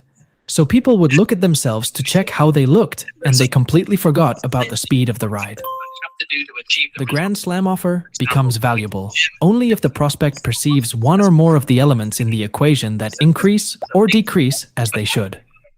Here's the procedure to create your Grand Slam offer. Step 1. Identify the dream outcome. No one wants to buy a gym membership. They want to lose weight or gain muscle. Nobody wants to buy airline tickets. They want the holiday. Can you see the difference? You must identify and sell what your prospects want. That experience. That result, not the tool itself. Step 2. List all the problems. List all the problems that people have and the limiting thoughts they have connected to that dream outcome. Think of them in a sequence. What happens immediately before and immediately after someone uses your product or service? Go into details. Remember to identify all the problems that your prospects might have because you are trying to create a Grand Slam offer that solves them all. Each problem is analyzed from the perspective of the value equation. It won't work because it won't happen because it will take too long because there will be too many sacrifices or efforts because. Step 3. Turn problems into solutions. For example, healthy food is too expensive. How to make healthy food shopping sustainable. Healthy food tastes bland and doesn't make me want to eat it. How to make healthy food tasty and delicious. Don't worry if there are repetitive solutions, it's normal. We'll refine them later. Step 4. Create the vehicle for your solution. There are so many ways you can package your product or service. For example, the delivery can be one-to-one, in small groups, or one-to-many. The effort required by the client can be done for you, done with you, done by you, etc. The way you package and deliver your product or service may vary in accordance to the stage you are in. This chart will help you. When you are very involved and do everything yourself for the customer, the service is easy to sell but hard to deliver because it requires your direct time. When it is easy to deliver, perhaps because it's already well automated or ready to go, but it's on the customer to do everything, it is usually harder to sell but easier to deliver. So you need to find that right balance between the two. But this comes later, in a second phase. In the beginning, when you don't have cash, the first thing you need to do is to bring in cash. When you can, it's better to start from the left side, with something easy to sell, but hard to deliver. If you cannot sell this, you need to adjust the offer until you can, before adding friction, meaning more difficulty in selling by moving to a product that's less easy to sell, because it's more impersonal. So first, generate demand, and see what works. Then, gradually offer your product or service at the same price, but make the delivery easier and remove more and more of your personal involvement. If you don't generate demand first, you'll never know what works. Many start trying to sell something easy to deliver, but can't sell enough of that and never have the cash to scale it. Step 5. Trim and stack. So at this point, you should have a good list of solutions to your customers' problems. Now you need to refine the list, and the first thing that you do is to remove all the low-value solutions. If unsure, refer to the value equation to determine this. So you should be left with high-value solutions that can be low-cost or high-cost for you. So for every problem you identified, you should stack together all the solutions you found and give that bundle a sexy name with a description of what it is. Repeat that for every other problem identified. You should be left with a series of bundles that solves all the problems for your prospects. And now it is time to supercharge your offer. And that is done by adding urgency, scarcity, guarantees, bonuses, and naming.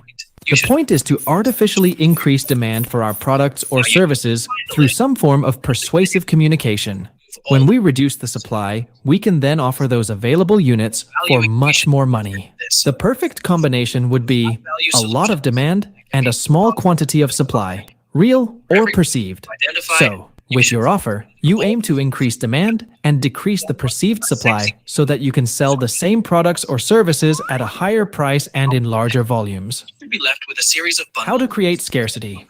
When there is a fixed supply for the available products, this creates scarcity or a fear of missing out. For example, stating that only X products are available because you can only serve a certain amount of customers. Types of scarcity include limited availability of the number of spots, products, etc., either in general or over a period of time. Limited availability of bonuses. Products no longer available in the future. For physical products, limited edition launches can be conducted. Find a real and ethical way to create scarcity. Some use it wrongly, and it is clearly fake. Ask yourself, how many customers can you serve well over a certain period? That's your scarcity, so you should advertise that. How to create urgency. Scarcity is related to quantity, while urgency is related to time. Having a defined deadline for a purchase or action creates urgency. Again, there are many ways to do this. For example, if you sign up today, I can place you in the Monday group, or you'll have to wait for the next available date. Or sign up before the offer expires. No longer available in the future. How to add bonuses. The main concept here is that a single offer is less valuable than the same offer broken down into its components and stacked as bonuses. Here's an example from TV infomercials, where they understand this concept very well. I'm selling 38 knives at a special price, or I'm selling one incredible knife with 37 free knives. The latter is perceived as more valuable. What they do is set the price and communicate it, then expand the offer by adding bonuses until it seems like such a good deal that it would be foolish to refuse. It works because you increase the price-value gap, explained previously, by increasing the value and not discounting the price. The point is that when presenting the product, the prospect already has an idea of what it could cost. When you tell them the price, they start to consider whether it's worth it. But if you start to increase the gap between price and value at that point, they perceive it much more, because they had already formed an idea of the price and value with the initial offer without bonuses. There are some things to remember when presenting the bonuses. Always offer them. Give the bonuses a special name that reflects their benefits. Explain them in terms of how they improve one or more elements of the value equation. Each bonus should address a specific problem they have. The value of the bonuses should overshadow the value of the offer. This is a psychological matter of the value attributed to this, not the actual cost, which obviously won't be the case. How to offer a guarantee. The main obstacle to buy for your prospect is the risk of buying something which is not satisfactory or useful. So guarantees are a way to reverse the risk from them to you. Most business owners fear giving a guarantee because they think that customers might take advantage of them. Some do it, but a small part which is largely overshadowed by the increase in sales because you actually have a guarantee. There are different types of guarantees. Unconditional. No questions asked here if they want their money back. Conditional. They get their money back under certain terms and conditions. Matter of the value. Implied guarantees. They are basically performance-based offers where the seller gets paid only if certain results are met. To go to the next level with guarantees, you can stack them up as you do it with bonuses, and also in your wording you can be more creative. You know, nowadays, especially in the online world, guarantees are pretty common. And when something is common, it becomes almost invisible or unimportant. So try to stand out. See these two examples. 30-day money-back satisfaction guarantee. In 30 days, if you wouldn't jump into shark-infested waters to get our product back, we will return every dollar you paid. Which one do you think catches the eye more and is more powerful? So don't be afraid to be creative. How to name your product. One of the reasons your offer may not succeed is because your prospect doesn't know that the offer is for them or doesn't know what problem it solves. When naming your product, try to tell them that it is for them and that it solves their problem the way they want. Nowadays, especially in the Etc. online world, Goal. Give them a goal. and when something is common, it becomes almost invisible or unimportant. So try to stand out. See these two examples. 30-day money-back satisfaction guarantee. In 30 days, if you wouldn't jump into shark-infested waters to get our product back, we will return every dollar you paid. Which one do you think catches the eye more and is more powerful? So don't be afraid to be creative. How to name your product. One of the reasons your offer may not succeed is because your prospect doesn't know that the offer is for them or doesn't know what problem it solves. When naming your product, try to tell them that it is for them and that it solves their problem the way they want. To formulate names, use the magic formula. Not all the components are mandatory. Pick from 3 to 5 of them to create your name. 3 components, you could name your weight loss product like this. Magnet. Create a magnetic reason. So for example, by combining 3 components, you could name your weight loss product like this. 6-week weight loss challenge for Avatar. Announce who you're targeting. This defines who your customers are and who they are not. Be specific. Example, moms in New York or post-pregnancy women, etc. Goal. Give them a goal. This is where you articulate their dream outcome. It can be an event, a result, an experience, etc. Example, pain-free, VIP smile, etc. and put it together in a different way, more aligned with this book. However, this approach requires more than that because you really need to understand what your customer. Some platforms may not allow. Evaluate whether you can use it and how. For example, this might get banned. Lose 10 kilograms in 10 days. However, this one should be okay. 6-week weight loss challenge. Container. The lazy approach did not work. Also, another obstacle I found was being able to accept. Bundle you create looks like a system. The lazy approach did not work. Also, another obstacle I found was being able to accept the change and modify our strategy. Personally, I did not encounter many difficulties as I read the book, and I completely got aligned with these principles. However, it was not really the case for my partners and employees. I underestimated this initially. So first of all, The lazy approach did not work. Also, another obstacle I found was being able to accept the change and modify our strategy. Personally, I did not encounter many difficulties as I read the book, and I completely got aligned with these principles. I'm saying However, it was not really the case for my partners and employees. to take what I had already and put it together in a different way. Partners and employees. This book. I underestimated this initially, and I had to train them on these concepts too before I actually crashed any resistance I was getting. So I think that if you are in a position where you are starting out, it would be much easier to get going with this strategy from scratch. Conversely, when your company is used to certain habits, it can be more challenging, and you need to be more persuasive in aligning those around you. However, apart from these obstacles, I found this book amazing, as before we could not sell anything online, and we relied on a salesperson to call by phone every single lead we had, which made the whole acquisition process very costly and less scalable. But then, thanks to this book, we were able to create the same amount of new customers with half of the advertising budget and without the cost of the salesman, and we started selling online directly. Easier to get going with this. I hope you like this detailed recap. If you don't know, this book is the first of a series that Hormozy is creating. At the moment, the second book has come out, and it is about generating the leads for your offer. You can see the detailed summary of the second book, called $100 Million Leads here if you want. See you next time. To call by phone every single lead we had which made the whole acquisition process very costly and less scalable. But then, thanks to this book, we were able Everyone wants you to do well, but just not better than them. And so the people that will continue to root for you tend to be above you. The close salesman, and we started selling online directly. I hope you like this detailed recap. If you don't know, this book is the first of a series that Hormozi is creating. At the moment,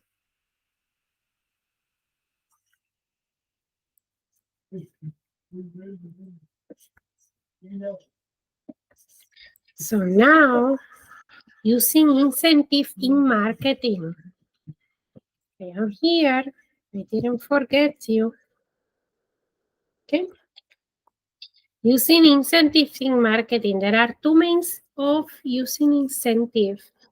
In return for a purchase, remember, incentive is when you are giving something back to your customer. The former works quite well in customer business and public office and government departments will flatly refuse to accept any form of consideration in return for placing orders. But this can be understood. A sensible seller can offer a way for offering endorsement. When we are talking about that, which does not contravene the regulations of in a force. Balancing response, conversion, and long-term positioning. Every business would like to improve the cost efficiency of its marketing budget. And it's as well we shall see this. There are numerous of devices that will increase response and response that you attract, generating response on your first step. Marketing business depends on total customer satisfaction with your product and acquiring new business. Is this therefore highly dangerous to overstimulate prospect unless your product lives up the claims? And also you will suffer in three ways. You will have the higher than expected level of returned orders, and you will not able to sell additional products.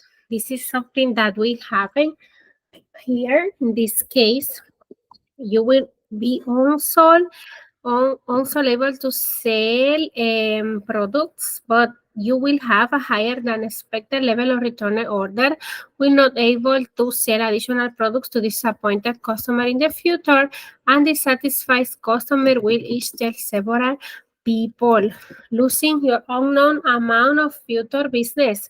The trade-off from hard sell.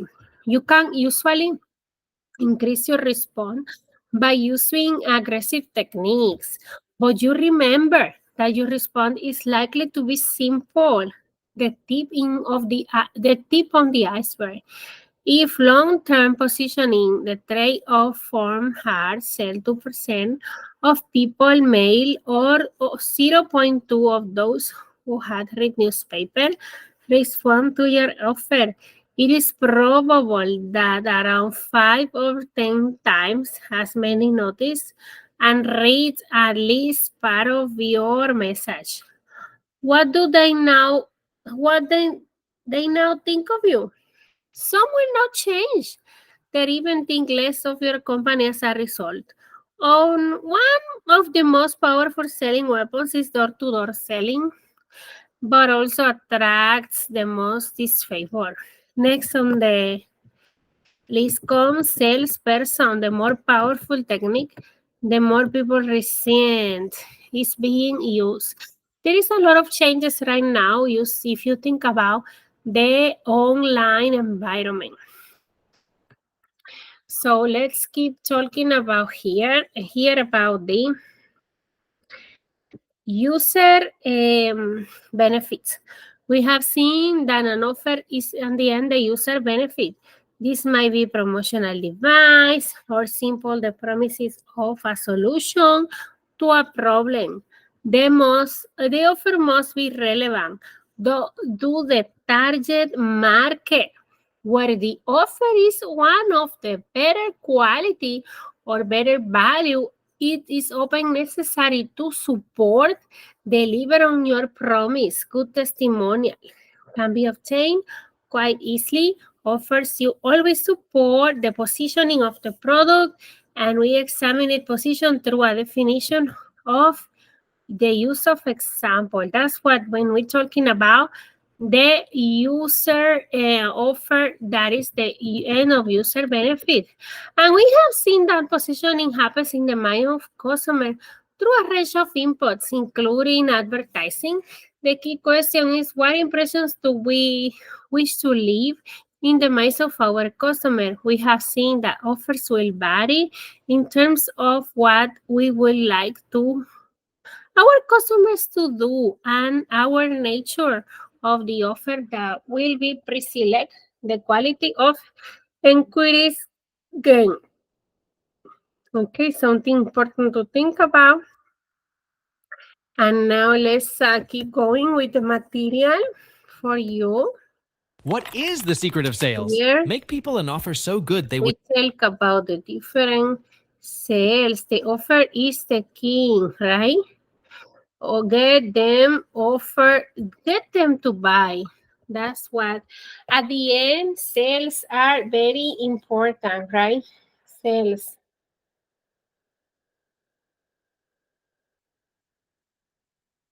One second here.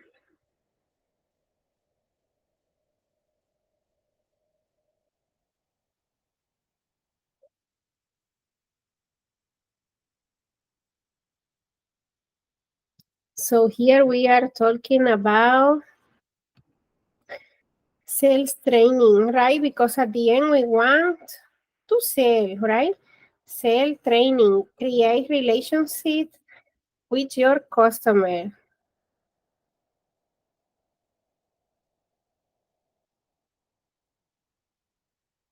Let me show you this information here. I have a question for a few of you.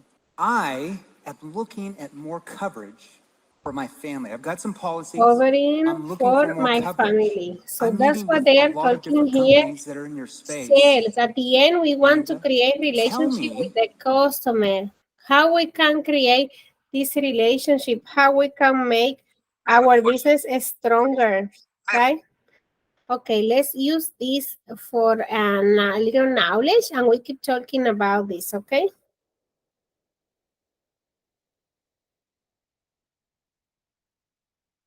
I have a question for a few of you.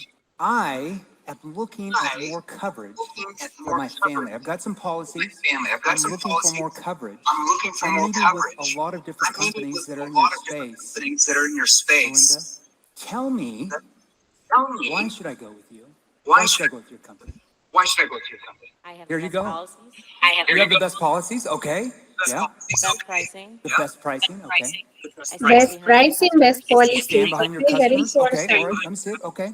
Dan, I want to ask you the same question. I'm looking for a policy for my family. I've already got some stuff. I'm looking at different companies that, could give me the policy. Tell me, why should I go with you?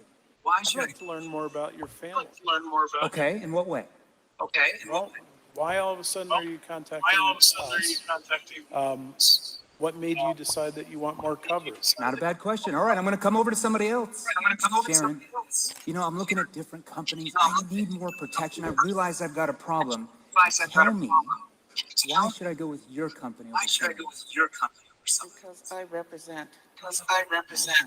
You represent your company. Okay, I want each of you three to come up on stage with me real quick. Come on, hustle.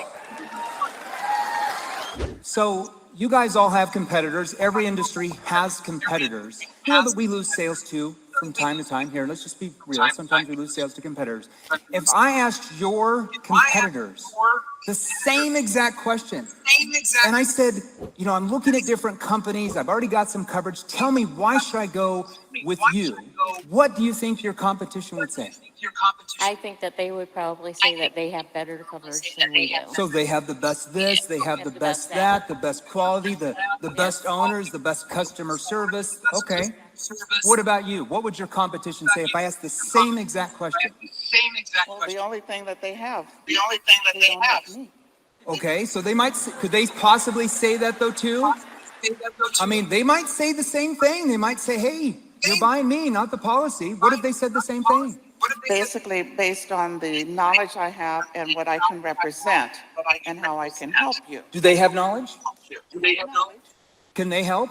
They can help. Okay, so what could be the possible problem? If our prospects feel that we all sound the same, could that be a problem for us? Okay.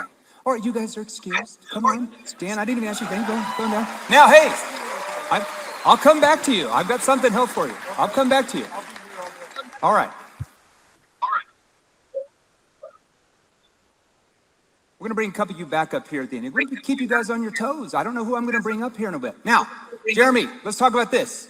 Let's talk about the foundations. What is the definition of selling? Write this down. All selling is change. That's it. All sales are about one thing only, and that's change. So whether your prospects want something new or they're moving away from pain, it's all about what? It's about change. It's about how good you are at getting your prospects to view in their mind that by changing their situation. Now, what does that mean? That means purchasing what you're offering, purchasing a policy from you, that by them doing that, that is far less risky for them than them doing nothing at all, staying in the status quo, their problems stay the same, and nothing ever changes, which is really more risky. Now, here's your problem. Human beings don't like change. So think about that for a second. All selling is change, yet human beings don't like change. What are we going to do? Now, why do we not like change? Okay? Makes us feel uncomfortable. It makes us feel, man, you're reading my mind over here. Makes us feel unsettled and uncomfortable, especially when it's initiated by some pushy salesperson who's ready to pitch their product or services the moment they start talking to a prospect. Anybody guilty of that? Oh, don't lie. No, I can see it in your eyes. I can see you getting excited. Repeatedly, human behavior shows that we value something that is consistent and something that is familiar to us over something that is new and foreign to us. Think the battered spouse syndrome. Does it make any sense? They don't like the physical abuse, they don't like the mental abuse, but they keep coming back. And why is that? Because they're afraid of change, something new. So that's what we're going up against on every single conversation with every single prospect that you will ever talk to, is they're afraid of change. Now, I want you to write this down. We are not selling the thing. There's no risk. They just throw you out there. For the love of Mary, we are not selling the thing. We are selling the results of what that thing does. We are not selling them an insurance policy in your industry. You are selling them the results of what that policy is going to do for them when one spouse dies and the rest of the family is financially protected for the rest of their lives. That's what you're selling. You're selling the results of what that policy does for them. Is everybody with me? All right. Now, here's what we're going to cover today. I want you to write this down. 3 steps to becoming a recession-proof sales agent. We all know a recession is coming. Did anybody go through the 2008, 2009 debacle? Remember when the government was like, nothing to see here, nothing to worry about, folks. And then the next day, press conference, Armageddon, we need $10 trillion, the world's coming to an end. Now, we've got 1 or 2 choices. We can thrive when the recession hits. We can make a lot of money when the recession hits with what you're selling right now. Or you can hope and pray that your favorite politician is going to bail you out. Which one do you think is going to be better for you? All right. So number 1, we're going to become a problem finder and problem solver, not a product pusher. Product pushers don't make any money in 2022. Those days are gone. Number 2, asking the right questions at the right time. What are the right questions? Just any old question? How do we ask the question? And I got to a point. What's the right tone? After about 7 to 8 weeks. Where's the verbal pausing? How do we learn these things? And step number 3 is eliminating sales resistance. How do you disarm the prospect within the first 10 to 30 seconds to 1 minute to the entire sales conversation where they actually open up to you? They engage with you. They trust you. They don't trust you by asking them, who won the game last night? Or Boy, how's the weather over there in Dallas? Nobody really cares. How are you doing today? Don't sell anything. When you get a sales call and the salesperson says, how are you doing today? What's the first thing that goes in your mind? That they don't care. Do you really think that they care? Do they really think that you care, that you're going to listen to how their day's going for the next 15 minutes? No, it triggers sales resistance. That's a whole nother subject. All right. Now, here's what I'm going to do. No. I'm going to tell you a little bit of my background for the next couple minutes, because my background relates to what is necessary if you want to take your income as an agent or a sales professional to a level most salespeople only dream about. Anybody ever felt that? You see, I got started in sales 21 years ago. Yes, I'm that old. 21 years ago, as a broke, burned out college student, I got my first job selling home security systems door to door. Anybody starting door-to-door sales? Yeah, straight commission. So what does that mean? They hire everybody because there's no risk. They just throw you out there, and if you sell, you sell. If you don't, you're gone. So I got hired, and the company gave us a script, and they gave us some books by the old sales gurus, and they basically drive you out in a van, and they basically you come to a stop, a not so safe neighborhood because you're selling alarm systems, and they boom kick you out the door, and they say, hey, go make some sales, we'll pick you up after dark, it's going to be really easy. And I was like, wow, I'm going to be rich, I'm going to make all this money, I can't believe it. And I remember knocking on the doors. And I was so excited. I remember the last thing my sales manager said when he kicked me out of the van. He said, Jeremy, you're really excited. When you knock on the door, show them how enthusiastic you're going to be. And if you show them you believe in the product, they're going to believe in the product too. Today's type of process. No, that's not true. So I committed. Right? So I knocked on the doors. I was really excited. And I started talking about the features and the benefits of the product and how great it was going to be and how much it was going to help them. And I started noticing I was getting all of these objections. What? They didn't tell me about that. We can't afford it, Jeremy. We don't need it. Your price is too high. We don't have the budget for this. I need to keep looking at other quotes. I don't make rash decisions. I need to think it over. I need to talk with my spouse. I need to talk with my cousin who lives in a van down by the river. Can you call me back in a week, a month, a year later? Who in here gets those objections? Oh, good Lord, I thought it was only me. And I got to a point after about 7 to 8 weeks of nonstop rejection. I couldn't believe it. I had hardly made any sales. Straight commission job. If you don't make sales, what happens?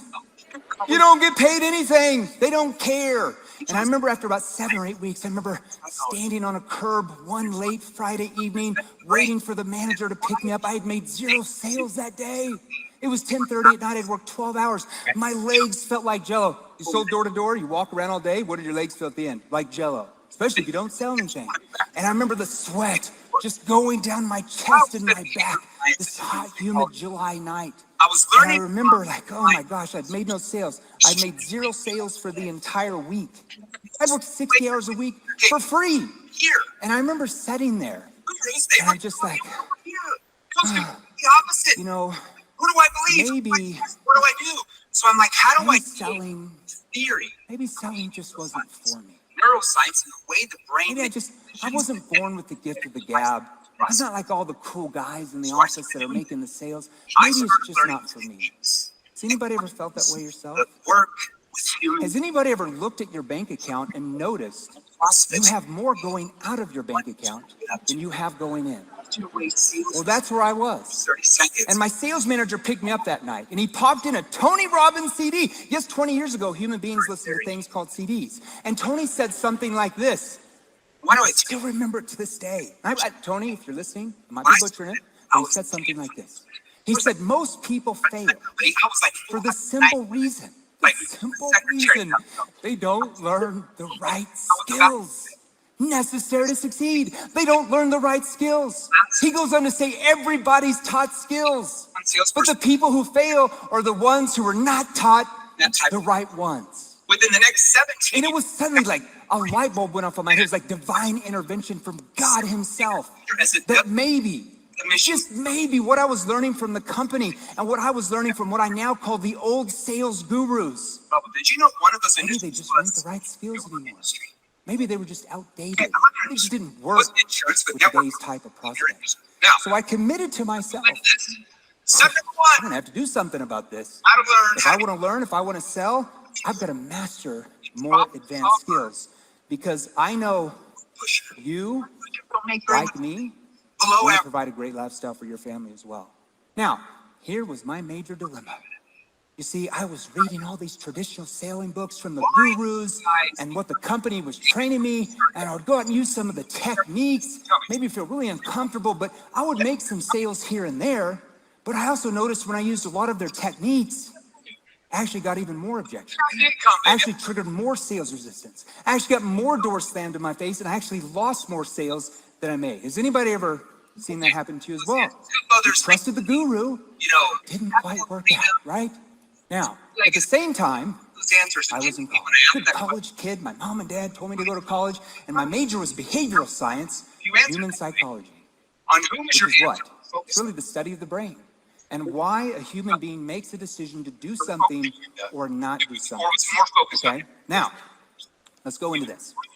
All right, step number one. And here, actually, I want to go back to something here. I don't know if I get this for you. So while I was studying behavioral science and human psychology, I was learning from my professors, some extremely talented men and women, that the most persuasive way to communicate was over here.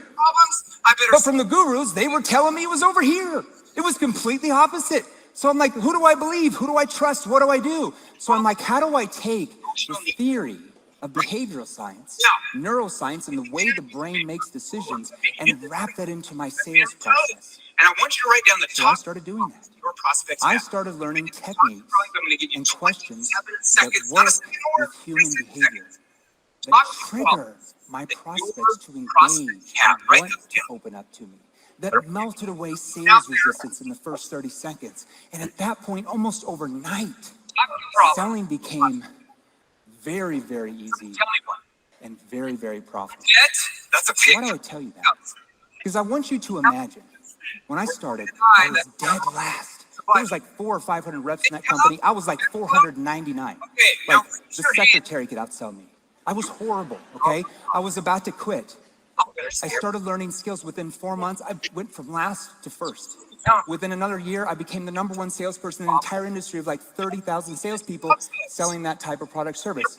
Within the next 17 years, actually within 3 years of that, I started making multiple 7 figures a year as a W-2 commission salesperson in 4 separate industries in my 17-year career before I retired and later started 7th Level. Did you know one of those industries was your industry?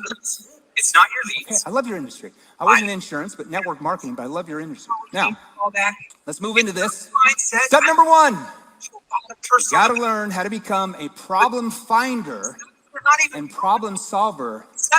You don't want to be a product pusher. Product pushers don't make very much money. Below average income. I mean, if everybody works hard, it should be now millionaires. What do I mean by that? I want to start off by asking you this question.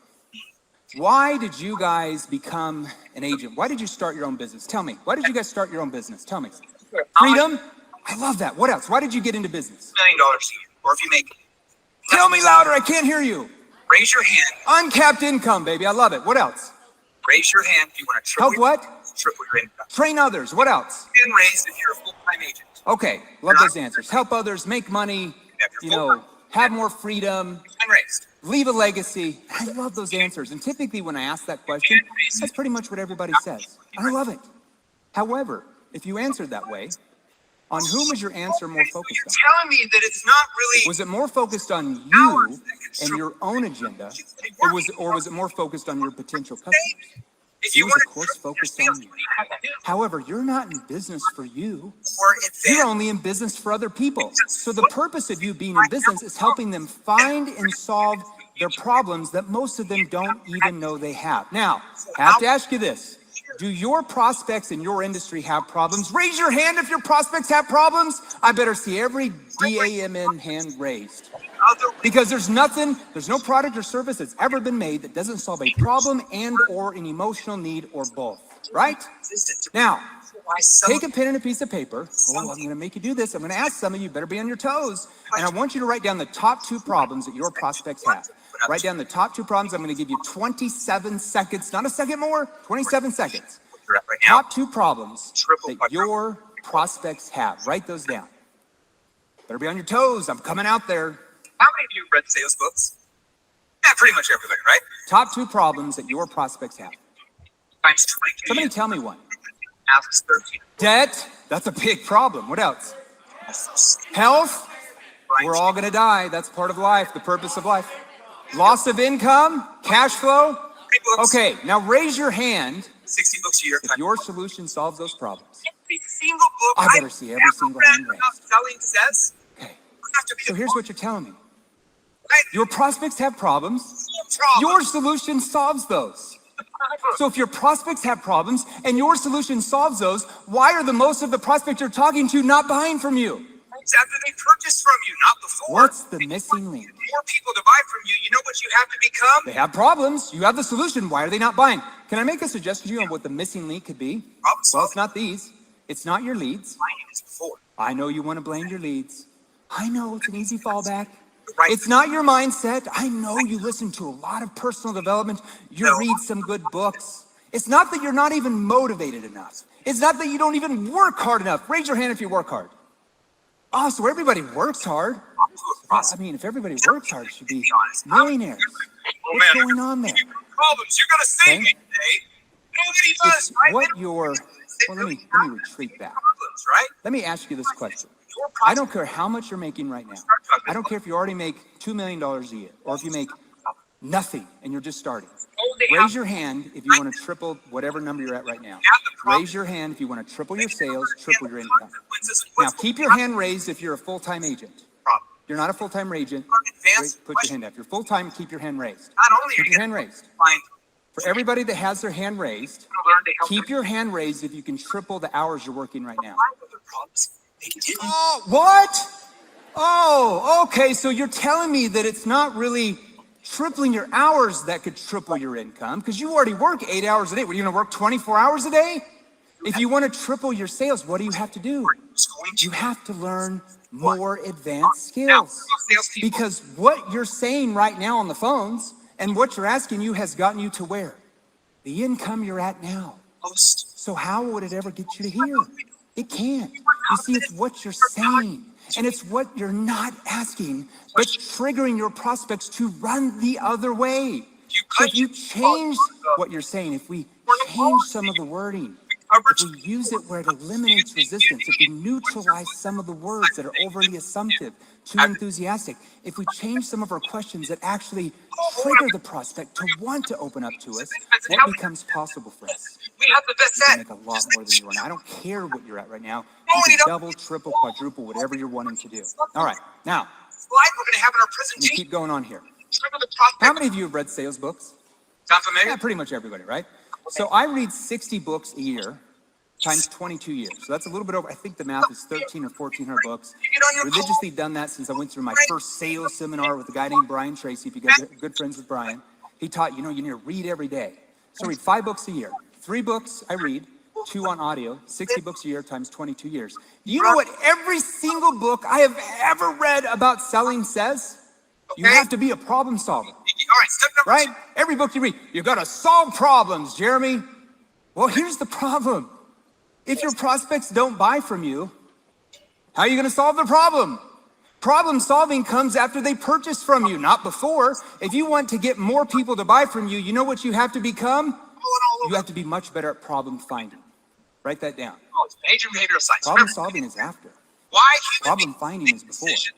Now, what does that mean? So check this out. That means asking the right questions at the right time in the conversation that allows your prospect to uncover problems and challenges that they didn't even know they had. Sales ability now, even if you're doing good. Because when you talk to a prospect, how many of them, and be honest, how many of them go like, oh man, I got some really bad problems. You got to save me today. Yeah, nobody does, right? They don't realize they really have that many of problems, right?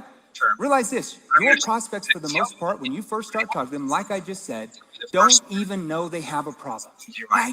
Or maybe they know they have a problem, kind of, but they don't really know how bad the problem really is. Maybe they don't understand the consequences of what's going to happen if they don't do anything about solving the problem.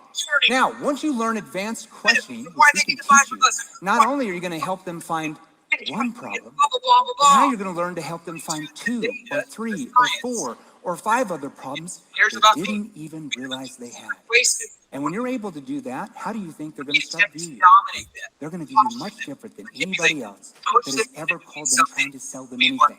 They're going to start to view you as the expert, the trusted authority who's going to get them the results they want.